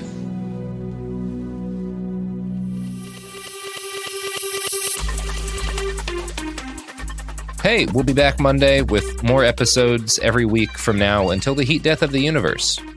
It Could Happen Here is a production of Cool Zone Media. For more podcasts from Cool Zone Media, visit our website, coolzonemedia.com, or check us out on the iHeartRadio app, Apple Podcasts, or wherever you listen to podcasts. You can now find sources for It Could Happen Here listed directly in episode descriptions. Thanks for listening. Then she says, have you seen a photo of my son? And I'm like, who is this person? Welcome to the Boys and Girls Podcast. Arranged marriage is basically a reality show, and you're auditioning for your soulmate. And who's judging? Only your entire family. I sacrificed myself to this ancient tradition, hoping to find love the right way. And instead, I found chaos, comedy, and a lot of cringe. Listen to Boys and Girls on the iHeartRadio app, Apple Podcasts, or wherever you get your podcasts. You know Roald Dahl. He fought up Willy Wonka in the BFG. But did you know he was a spy? In the new podcast, The Secret World of Roald Dahl, I'll tell you that story and much, much more. What? You probably won't believe it either. Was this before he wrote his stories? It must have been. Okay, I don't think that's true. I'm telling you, the guy was a spy. Listen to The Secret World of Roald Dahl on the iHeartRadio app, Apple Podcasts, or wherever you get your podcasts. All right, son. Time to put out this campfire. Dad, we learned about this in school. Oh, did you now? Okay. What's first? Smokey Bear said to. First, drown it with a bucket of water, then stir it with a shovel. Wow, you sound just like him. Then he said. If it's still warm, then do it again. Where can I learn all this? It's all on SmokeyBear.com with other wildfire prevention tips. Because only you can prevent wildfires. Brought to you by the USDA Forest Service, your state forester, and the Ad Council. Hey everyone, it's Emily Simpson and Shane Simpson from the Legally Brunette podcast. Each week, we're bringing you true crime through a legal lens. Whether you want all the facts on the disappearance of Nancy Guthrie, or you still need to wrap your head around the Diddy verdict, we're breaking it all down step by step. And we're not just lawyers, we're also husband and wife. It makes for some pretty entertaining episodes. Listen to Legally Brunette on the iHeartRadio app, Apple Podcasts, or wherever you get your podcasts. This is an iHeart podcast. Guaranteed Human.